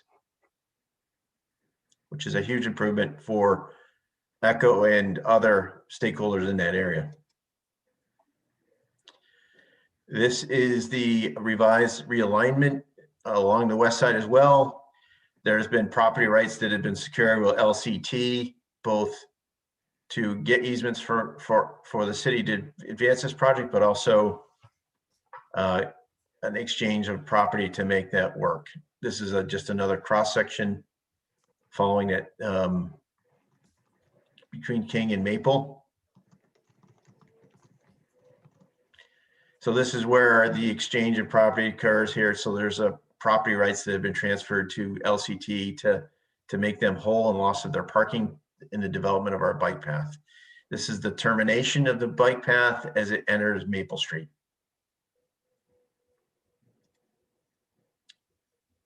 And then Lavalley Lane. So one thing I neglected to explain is the state has broken out its work in contracts. So contract one was a pre-release work in the fall of this year where they had done stormwater work in College Street. Contract two was this more recent work that we're putting out to bid, a design that we're putting out to bid that came back in and bids were favorable and is under review for potential award. And that was for between College and King. Contract three is between King and Maple.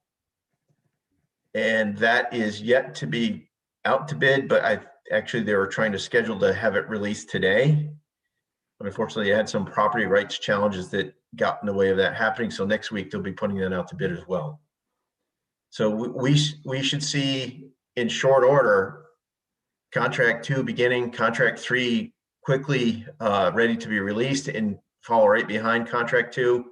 And then contract four, which is currently under design, is the relocation of Lavalley Lane and the development of passenger rail overnight in the rail yard.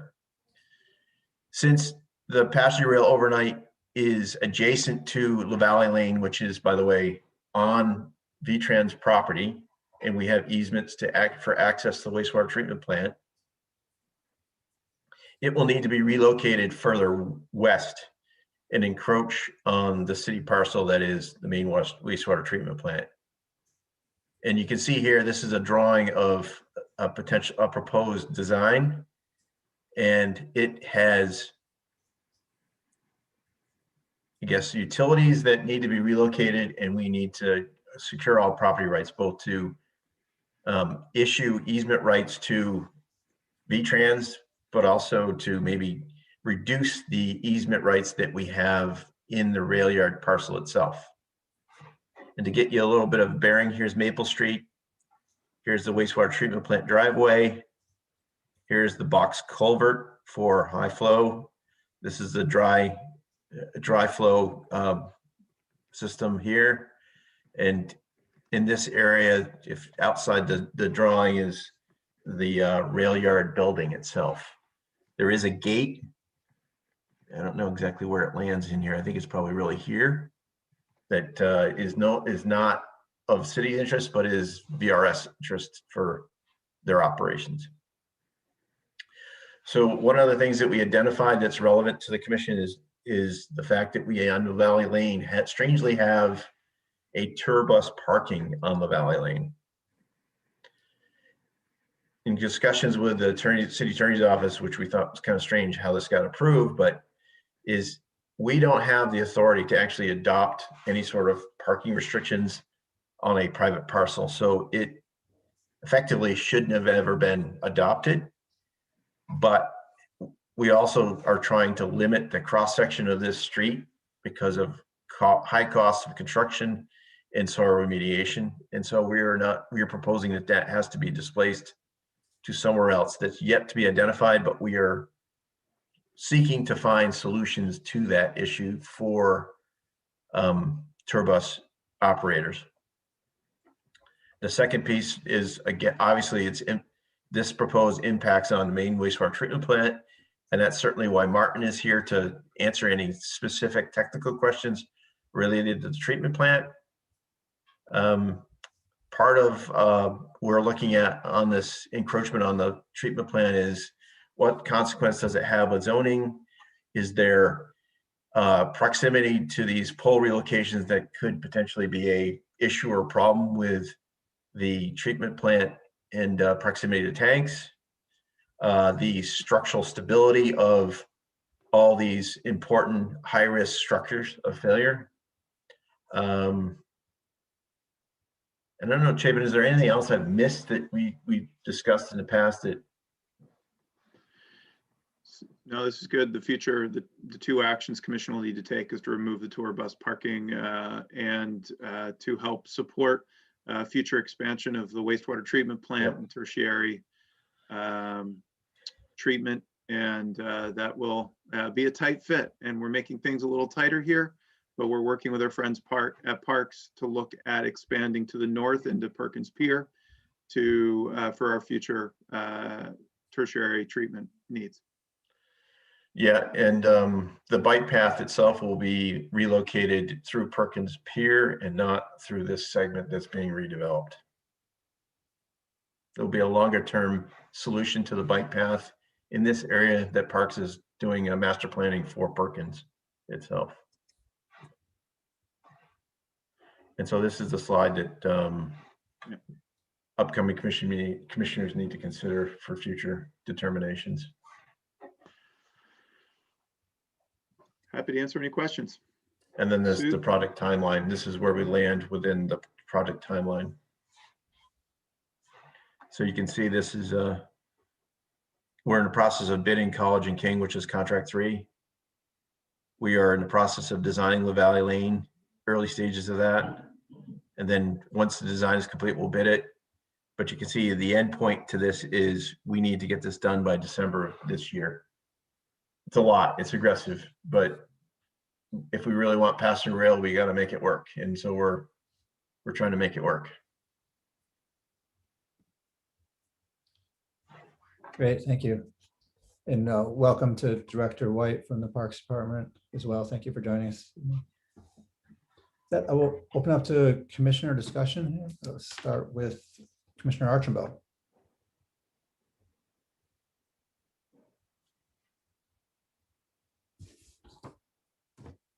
We pass on Commissioner Archambault for now. Commissioner Barr. It's a great presentation. It's good information. I've tried to follow it up to this point anyway, and I think it's high time that we have rail. So it's exciting. Thanks. Indeed, thank you. Commissioner Bose. Yeah, I echo that. I don't have any questions. I'm just excited to see it moving. The timeline certainly does look aggressive, but that's great. Indeed. Commissioner Gilman. Nothing for me. Thank you for the heads up in terms of the decisions we've got to make. And, you know, I think it all makes sense. So appreciate it. Very clear. Thank you. Vice Chair O'Neill Vivanco. Yeah, no, this looks great. And with that aggressive timeline, do you foresee any obstacles to make it to that timeline? What other support are you looking for, you know, throughout the city to kind of help make this a real reality?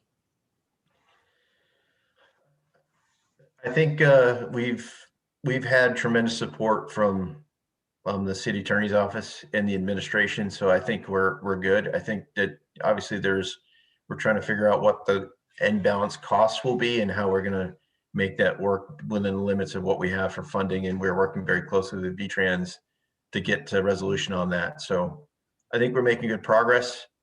I think it's worth noting and important to understand is that this Lavalley lane needs to be relocated first before they can do their work in the rail yard itself, because we need to maintain access to the wastewater treatment plant. Obviously, VRS needs to have access to their building. So we're going to work hard to make that happen. Sorry, when will that come in front of us for a decision? Is that, you know, in the next couple of months you're thinking? I'd say probably in the next month. Okay. Great. Agreed. All right. Thanks, folks. This is great. Thank you. Commissioner Overby. I think I've sort of still, you know, wow, this is incredible. We're really finally seeing it happen after all the discussion about where is the train going to overnight. It sounds like things are happening. And my only two questions would be with regard to the water treatment plant and to the Perkins Pier future development things. The water treatment plant, are there any issues I don't know what kind of, do you have any large vehicles that are going to have challenges getting in and out? I don't know if there's any of that has to happen. Is this seem like it's going to work for you? So we did ask or demand the consultant to take a look at our class of vehicles that normally enter the facility, and putting turning templates on it determined that whatever design we have needs to fit that. So we're very careful about that. One of the things that we dropped out of the design was to remove some curb on the east side to make sure there was space, and also to save some cost. Yeah, good question. Yeah, we do get a lot, you know, daily truck traffic, and so turning radiuses are an important thing that are being considered. They're like semis, like 55-foot things? Yes. Chemicals and things, yeah. Well, as long as you're good with that, you know, that was my first thought. And I know there was a meeting last night, I think, on future expansion of the Perkins Pier boat facilities. And I just heard the mention of some maybe use of in the future wastewater treatment using a portion of that Perkins Pier. How are you? I don't know. I don't want you to do the whole summary of what you did last night, but how's this feeling for you for Parks Department and use of Perkins Pier public space? Yeah, so it all works together. There's actually, I'm not exactly sure what the year on it, but the land, there's an agreement when the city took over that land that it would be basically shared with wastewater, and that if there was ever if the balances were the same, wastewater had the priority. So that's something we're taking into consideration as we look at Perkins Pier and the future of it. I wouldn't say it's an expansion of Perkins Pier, but more kind of a renovation, sort of that needs to be polished up a bit, shall we say. But one of the things that's very clear in our meetings so far is how much the community loves and appreciates Perkins Pier. So that green area that floods all the time, is that what we're talking about? What might be used for the wastewater treatment expansion? We've seen, we were shown, I think, about 4 or 5 different potentials, future expansions of the wastewater plant. I think many are, years down the line. And so we're, kind of looking at all of them for determining, where do we put our building? If we redo the Lyman building someday, we would want to make sure something like that goes in a place that wouldn't inhibit the need for the expansion of the wastewater treatment plant down the line. And maybe some of the wastewater treatment facility could be sort of undergrounded, and you still could have an some sort of park structure that people could, picnic on top of or something. I'm Yeah, thinking. exactly. I mean, I think down that the line. yeah, I mean, just so that we don't lose that. Obviously, it's lost in the spring when it's flooded, but it does get a lot of use. So I think those are my questions about this. Thanks. I'm excited to see it happening. It sounds like it won't be till January 1st or afterwards when we start seeing trains showing up. Is that correct? That is correct. All right. Thank you. All right, thank you. Question, this is not new, but while we're on the topic, is it unique, or how unique is it to have rail in such close proximity to critical water infrastructure? And the sort of corollary related piece of that is I'm wondering if there are sort of best practices from safety and security perspectives from other communities that may have unique situations like this. Yeah, I mean, so it's not water treatment. So we know security is not as high in our minds as our drinking water plant. True. But we do have design considerations where as the road gets closer to tanks and as it goes over large pipes, the road already does go over large pipes, but as it moves, we're looking at ensuring the structural integrity of the existing infrastructure will be okay. And if we're close within a certain distance of tanks, we're going to have protective barriers, something like fencing that's designed to withhold crashes, and so that sort of review is already taking place. Glad to hear it. Thank you. Oh yeah, that's all I have at the moment. Thank you all for the update here. We're looking forward to the anticipated great progress in this. I will see if I can catch Commissioner Archambault and then circle to Director Spencer as well. Anything on your end, Commissioner Archambault? No, I'm all set. I apologize for that. It's bedtime for the kiddo. No worries. Director Spencer. Thanks. I do just want to wrap up by saying the partnership's been incredible. The fact that Parks and DPW have been working together on this in good fashion, and that Parks is factoring in our wastewater treatment plant expansion needs in their Perkins Pier master planning process is a really good partnership. And I just need to thank Susan Molzen, who I originally forgot to introduce, who has agreed to take this project on as our project lead. And given the timeline that you've heard about today, that's a significant commitment that she's made in the Technical Services Division. And I can't be more appreciative, given that the state is pushing us every day to be a partner in getting this train able to run in early 2022. Great, thank you for that. With that, I'll look to public comment if we have one interested. Mr. Golding, could you check in for us on any public participants? Sure thing, Chair Hogan. At this time, there's nobody signed up for public comment. All right, thank you.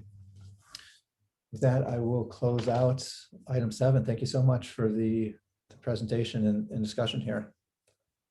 Thank you. Moving forward, item 8, Railyard Enterprise Project. Thank you. You'll see a lot of Team Tech Services tonight. Clearly, they have been working through a myriad of complicated issues, and this is yet another. This is a project that we've successfully brought through scoping and are about to start the preliminary engineering phase.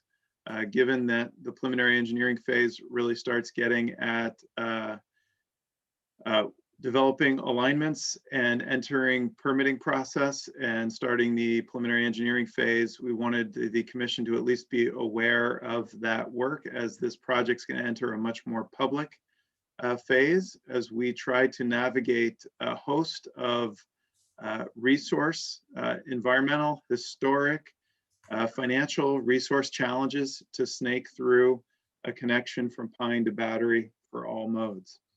So we've invited City Engineer Norm Baldwin, Senior Engineer Susan Mulzen to give a very quick overview and then to answer any questions for you all as we seek to start preliminary engineering in July of this year.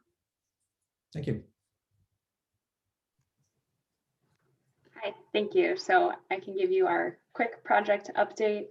As Chapin said, we are advancing into preliminary engineering for the Railyard Enterprise project.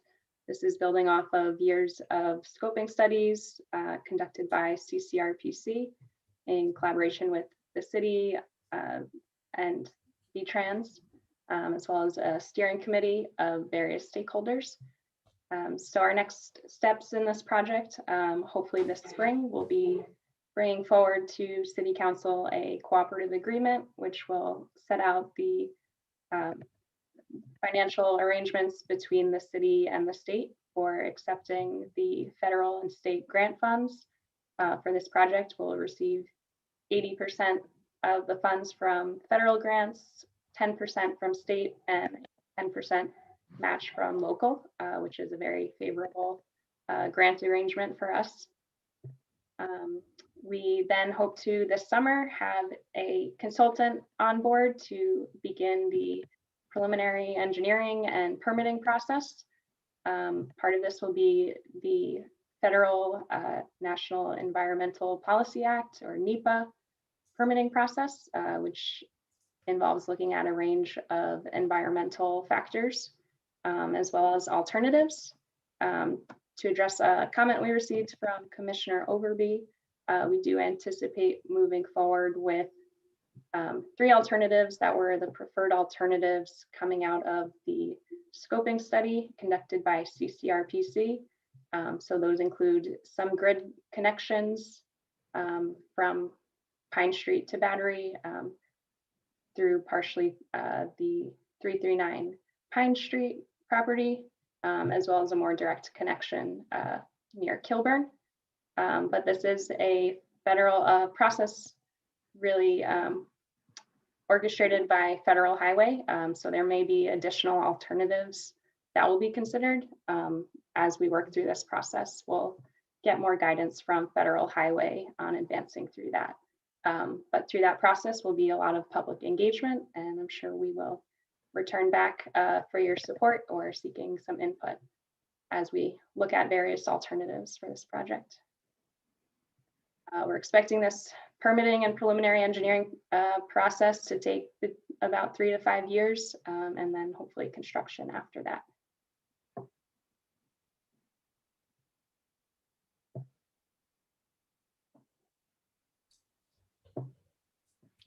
Okay, thank you. Anything else? City Engineer Baldwin, look like you were jumping. Yeah, so I would just add that the state has been very helpful and cooperative to really support us in this project and understanding the importance of this to the community in providing funds to advance this project.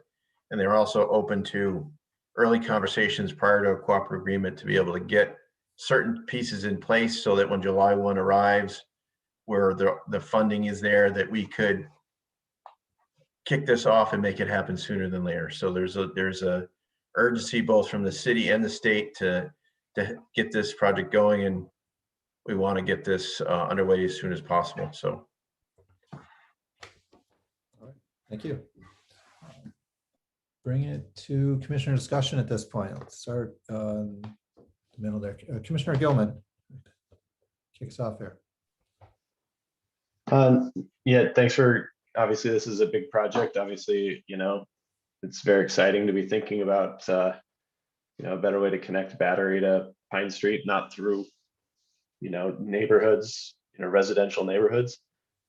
So thanks for the preview of the process and sort of the timeline. Helpful to have that context as we, you know, start to hear about projects that are and topics and subjects that are linked to it. So thank you. Thank you. Vice Chair O'Neill-Vivanco. No, nothing for me. This is a great multimodal project. Thanks for the update. Thank you. Commissioner Overby. I had, as a courtesy, communicated earlier, as Susan Molson pointed out, on which of the alternatives for making those connections are being evaluated. It looked like there were three: the 1B, the 2, and the 5B. And I sort of pulled those out from the phase 2 document, scoping document. But are you saying that maybe they will go back and look at the other ones that were not those three potentially as well? Yes, we do anticipate they may bring back other alternatives, as well as there's always a no build alternative is also considered. Yeah, assuming that as well. But I know people have asked me, and particularly some of the people that are watching the Champlain Parkway and trying to get the traffic out of that part of you know, the South End neighborhood. So I've wanted to have the diagrams that show them the potential options that people have been looking at. So right now, would those three be good ones to say are possibilities? Or should they go back and look at the first scoping document, because those were variations of all of that as well? I mean, I'm just asking you so that it's helpful to me to be able to communicate with people that ask me about this, because I keep saying it's a very important part of the process of getting traffic off that backup, you know, when it butts up at Pine Street hitting Maple. So I would just share that Federal Highways is actually the one that's going to determine the process. We are following their process. So we can't dictate or know what they would predictably know what they would demand or require of the process completely. So I do actually have those images of alternatives pulled up if you want me to share them. Okay, well, and I think I didn't include you, but I sent the three that were the ones that were the recommended ones from last fall. So those may be other ones. Yes, that would be great. And then if they can, just so that I can share whatever it is that seems to be the possible ways so people can start visualizing what we're talking about here. Sure. That would be handy. Here we go. Can everyone see that? Yes. Mm-hmm. Unfortunately, it's really kind of in the document, it's very condensed to fit the sheet. So I don't know if people can see it and see it well, but. Are those the ones that I sent the document of? They don't quite look the same. Oh yeah, they do. They do. There's actually larger versions of that in the second scoping document, which I sent an email to, I think Chapin, did I include you in that? I can try to zoom it. Yes, you did. And as you point out, these page of those exact same things. So that might be better to be using that as a document, but. Great. We're happy to get this out. And part of the reason we wanted to meet with you today is just really to reconnect. It's been several months, many months since we've talked about this project. It's now entering a new phase, as Norm, City Engineer Baldwin pointed out, because of V-Trans's and Federal Highway support to move to preliminary engineering. This really is a much different and more serious phase of the project, where we'll sign a cooperative agreement and move into NEPA. And these alternatives can shift and change. New alternatives can get brought in. It is the Fed's process. We will be advocating for alternatives that really minimize impacts to properties and resources, and also stay within the city's fiscal constraints. The state has said they'll contribute about up to $18 million for this project. Cost estimates for the 1B, which is the most minimal option, are coming in at 18 to 22 million. So some of the other alternatives with the grid streets in light blue are options that will be a financial stretch for the city.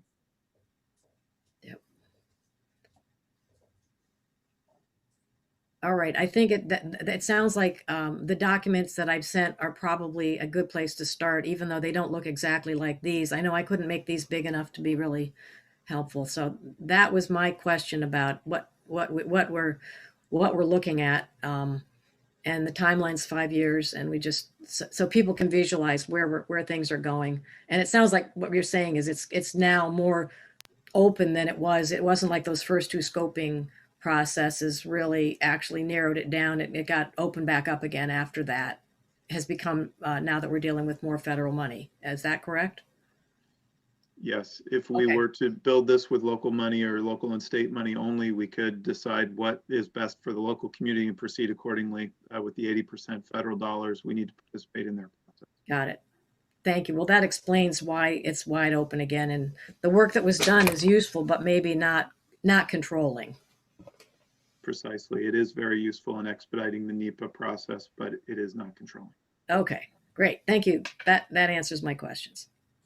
Got it. Thank you. Commissioner Archambault. Yeah, not much to say. I think Commissioner Gilman said it well earlier. I think this is all great. I appreciate Susan, you're taking this up and charging ahead with this. And to me, I think this is a game changer, especially that funding that just occurred. It's huge. So it makes this Champlain Parkway fiasco a lot more palatable for many, many reasons. And I applaud your efforts with this Railyard enterprise project. It's a long time coming. It's nice to see it coming along. Thank you. Thank you. Commissioner Barr. I agree with all the comments, and a multimodal project like this, as complex as it is, I'm surprised that I see everybody not breaking down here. This is great. I really appreciate all the work that you guys are putting into this. All right, thank you. I think that's everyone. I don't have anything further on my end. Appreciate the update. Let's do our diligence here and see if there's anyone from the public who wishes to speak on this item. We do have one member of the public signed up. Jonathan, I'll be promoting you over in just a minute. All right.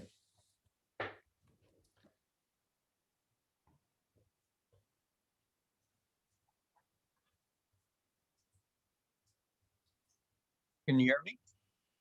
Yes. Should I start? Please. Okay.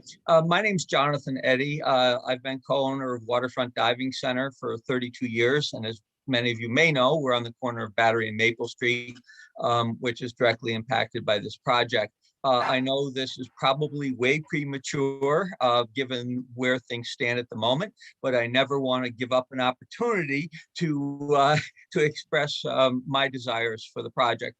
I'm to a certain degree wearing two hats here. One is that as owner of Waterfront Diving Center, I'm greatly concerned about losing all of my parking and my loading dock and virtually my ability to do business in the 214 Battery Street location if the road comes directly adjacent to our building, which I don't own, by the way. Jacob Albee owns 214 and 216 Battery next door, and he may have other comments as this process moves forward. But in any event, that's my major concern. One of the stated reasons for this project is enhanced economic development. Unfortunately for me, this project, if I do lose all of my parking and ability to utilize our loading dock, will be a great detriment to the economics of my business. The other hat I'm kind of wearing here also is that for a number of years, I've been a board member of the King Street Neighborhood Revitalization Corporation. For those of you that aren't familiar with it, it's an organization which has been very active in supporting affordable housing in the King Street neighborhood. So my two positions here are kind of diametrically opposed, but I do want to say that I think this project is correct. I think it's right. I think all that traffic should come off the King Street neighborhood and come down to Battery Street. I do believe that. And again, just from a selfish point of view, as a business owner, I would love to see some accommodation or discussion about ways that we're able to keep our businesses economically viable when this road comes to fruition. Thanks very much for your time. I know it's late. Thank you, Mr. Eddy. Chair Hogan, there's nobody else signed up at this time. All right, thank you for that, Mr. Golding. Hold on, am I on? Yes, I am. I've been texting with Jacob Albee, who is a property owner, who said he had trouble getting on the phone. So I'm trying to give him some time. So maybe after you've gone through the director's report and the approval of the minutes, we could check in to see if he's been able to jump on and provide the commission some comment. Chapin, it looks like Jacob is on now. So okay, if it's all right with the chair, I'll promote Jacob over. If you're listening, Jacob, you should have the opportunity to talk.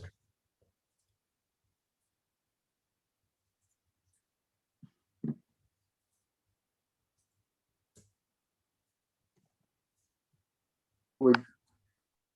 Can everyone hear me? Yes, we can. Welcome. Oh, wonderful. Thank you so much. Thanks for sorting that out.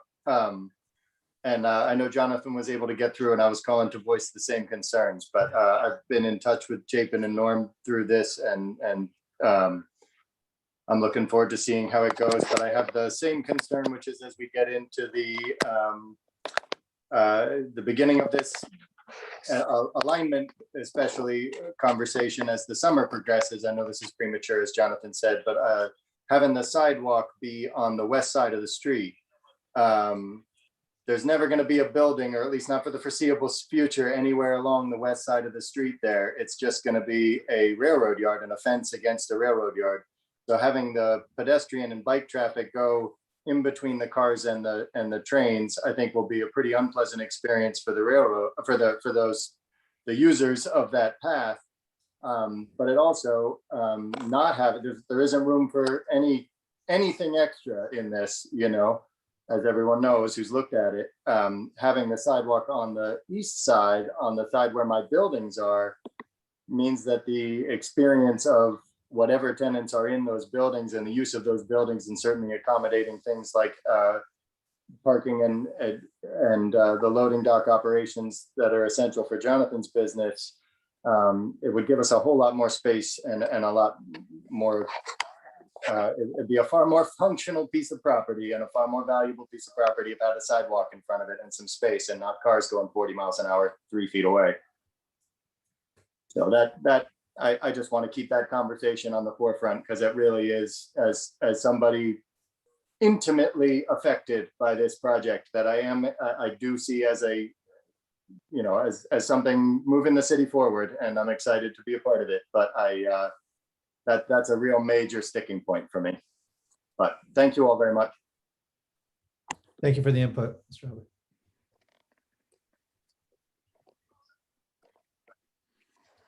Director Spencer. Yes, I do want to acknowledge that the property owners have been great and engaged through this process. I think Jonathan and Jacob have raised those issues that they've raised tonight, and will continue to do so. And we have been documenting those and making sure that they're part of the upcoming process. Make no mistake, there is no public right-of-way between Pine and Battery.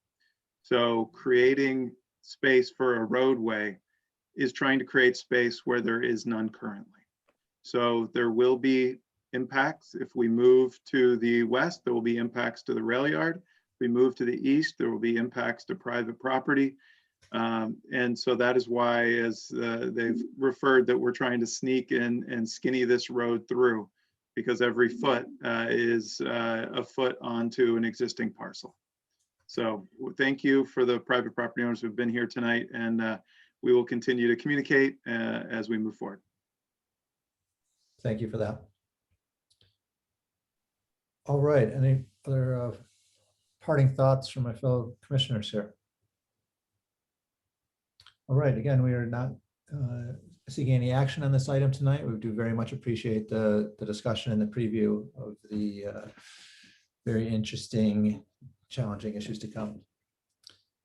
Thank you all. All right, we'll close out item 8 and move forward to item 9, approval of draft minutes from our February meeting. A motion to accept the minutes. A motion from Commissioner Barr, I'll second. seconded from Commissioner Archambault. Is there any discussion around that motion? See, Commissioner Overby with her hand there. There are, Yes, there are Overby. just two sentences that I think I need to remove that were attributed to me that don't compare, that really shouldn't be in there. They don't add anything and they're not really accurate. So on the second page, and I could have tried to do this, but we're just deleting them. On the second page, about in the middle, it says Commissioner Overby stated that there is a person present at the site. That paragraph can be just deleted. Because that's not accurate about the way the coning works. And it wasn't worth trying to reword it. Does that make sense? That you got that marked down, somebody, whoever's taking notes? Yeah, I've got it down, Commissioner. Okay, and then there's another sentence that was that wasn't accurate either, and it's just not, and there's no point in trying to correct it either. I crossed it out here and now I'm trying to find it. It is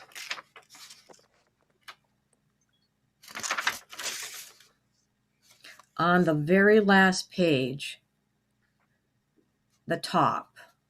It says it has to do with the 2-hour parking on Elmwood. It says, remove the sentence, she stated that lower income should not have to pay so much for the ticket. That wasn't what I said. So that one sentence can be removed.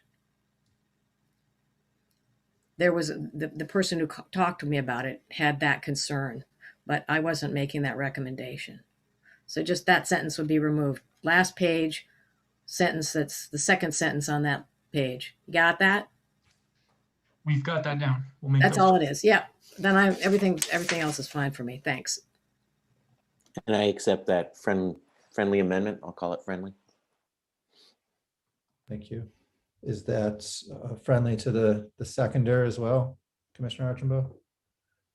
Go ahead there. Okay, thank you. So we have a motion on the table. It's been seconded. Is there any other discussion around the motion? A friendly revised motion. It's been all right. Well, that will go to a vote. Start at the top. Commissioner Archambault. Aye. All right. Commissioner Barr. Aye. Commissioner Bose. Aye. Commissioner Gilman. Aye. Vice Chair O'Neill Vivanco. Aye. Commissioner Overby. Aye. Aye for myself. The minutes pass. Thank you. Item 10, Director's Report. All right, thank you. Just to touch on a couple of the really big points that we haven't discussed tonight in the Director's Report, the Shelburne Street Roundabout is out to bid. Construction will start this summer. So thanks for all of your help along the way. We're excited for that and appreciative of everybody's patience as we start putting shovels in the ground. It is a state project, but we are active participants in that. I wish Engineer Martin Lee was still here, as he is stewarding an upgrade to all 3 wastewater treatment plants out of the 2018 process challenges that we had at the plants and the voter approval of the Clean Water Resiliency Plan. We're doing computer and disinfection system upgrades at all 3 plants, and it is going smoothly. Kudos to the team for working through that.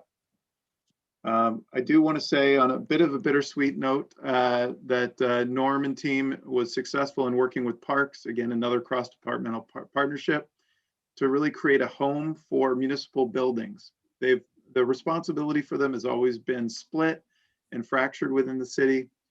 Parks has taken on the role of managing central facilities as of a reorg passed through City Council. last week. And with that, unfortunately, Martha Keenan of our shop has moved to the clerk treasurer's office, and Kim Bleakley is moving over into parks as the facility manager. So we're sad to lose two amazing folks at DPW, but glad they're staying within the city. Just lastly, that the Burlington High School seems to be going well. It's, as folks know who have kids, half the student population showing up each day, but traffic and parking seem to be going well, and we're monitoring it and we'll make any adjustments needed. Thanks to the commission's help in changing the parking config on street. Norm, Senior City Engineer Baldwin, anything to add? I just would add that Martha is being assigned to as a special projects coordinator working with the CAO, but she is very appreciative in the fact that she's going to remain in those duties, supporting the position until such time as we have the position filled, and will help that person, whoever that person is, in filling the position in that transition. That position has been posted. I think it closes like early April. So we are aggressively working to recruit that position, and I've been working with HR to do that. So it's an important position. Today, we actually had a kickoff for asset management, and Martha has played a significant role in that. And I would want to make sure, and I think she shares in this, that there's continuity and knowledge that she's applied to that work. That's it. Great, thank you for that.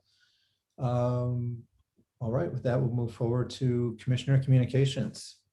Let's start with Commissioner Archambault. I have none. Thank you. Thank you. All right, Commissioner Barr. I also have none. Thank you. Commissioner Bose. And from me. All right, Commissioner Gilman. Nothing here. Right, Vice Chair O'Neill Vivanco. I almost have nothing. I just want to say thanks to the Public Works staff, really for staying healthy all winter and helping us kind of get hopefully to the other side of this. And I loved seeing the new sidewalk plows this winter. That's all. So did we. Commissioner Overby. I just have one question. I was watching a meeting and I heard one of the city councilors say that there was no appeal process with decisions now with the new inspections and permitting department. And I separately offline tried to ask about that, and there wasn't clarity. And so I wanted to know whether or not in the reorganization, I explained how we had done all these appeals for permitting concerns and code enforcement. So I just wanted to get some clarification. Did anything get changed with the appeal process and that we're used to for inspections, trade permits and inspections and code enforcement with the reorganization for inspections and planning? I can answer if you'd like. Yeah, no. So as far as I'm concerned, nothing has changed. I'm not aware of any change occurring. Certainly Bill's running that operation, and I think I would know generally if that is true. So any appeal that comes forward, I think it's coming to this commission. I think it was I think it was somebody who was having some challenges with some sort of permit, and they somehow communicated with this city councilor that they were frustrated, there was no appeal, and that was it. And this councilor, so I was trying to nip it in the bud, and I didn't read the new. So you've answered the question, and I will reply back that this is clarified. And there is a time frame for people to appeal things, and the question is, did that person provide a timely appeal to the department? Yeah, and I think that they just need to be. My thought is that there just needs to be again reminder of people. And if a city councilor had this question because of somebody approaching them, I want to make sure that information gets back, and then it gets out to. It doesn't get perpetuated that there is no appeal. That's inaccurate information. I can share with you that in previous communications documents that we provide to the public, applications, permits, so on and so forth.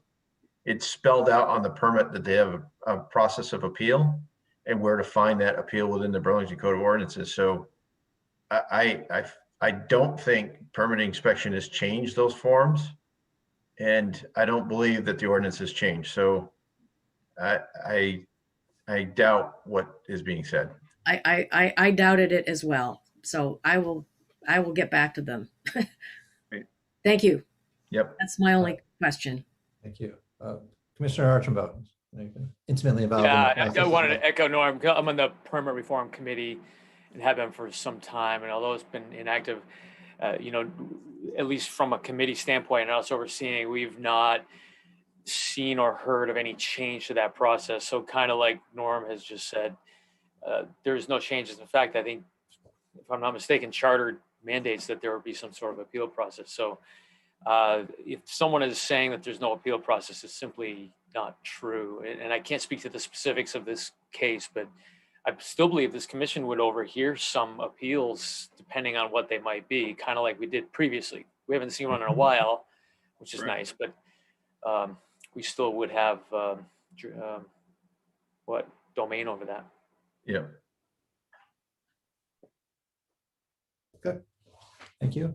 So this leaves me, I will mention briefly, a couple people have alerted me that they received a suspicious looking email with a sender by my name. And I did not send said email. And thankfully, our Burlington email system flagged those messages as coming from external addresses, which was a warning flag right there. And so I don't think there's been any like real security breach or cause for alarm, but I mentioned this as a reminder to all of us to be diligent about our electronic communications. And if something looks suspicious or in error, treat it as such and verify with a phone call or some other method if the message is indeed a true thing. There's no need to be clicking on things that look suspicious. Please be alert to all that.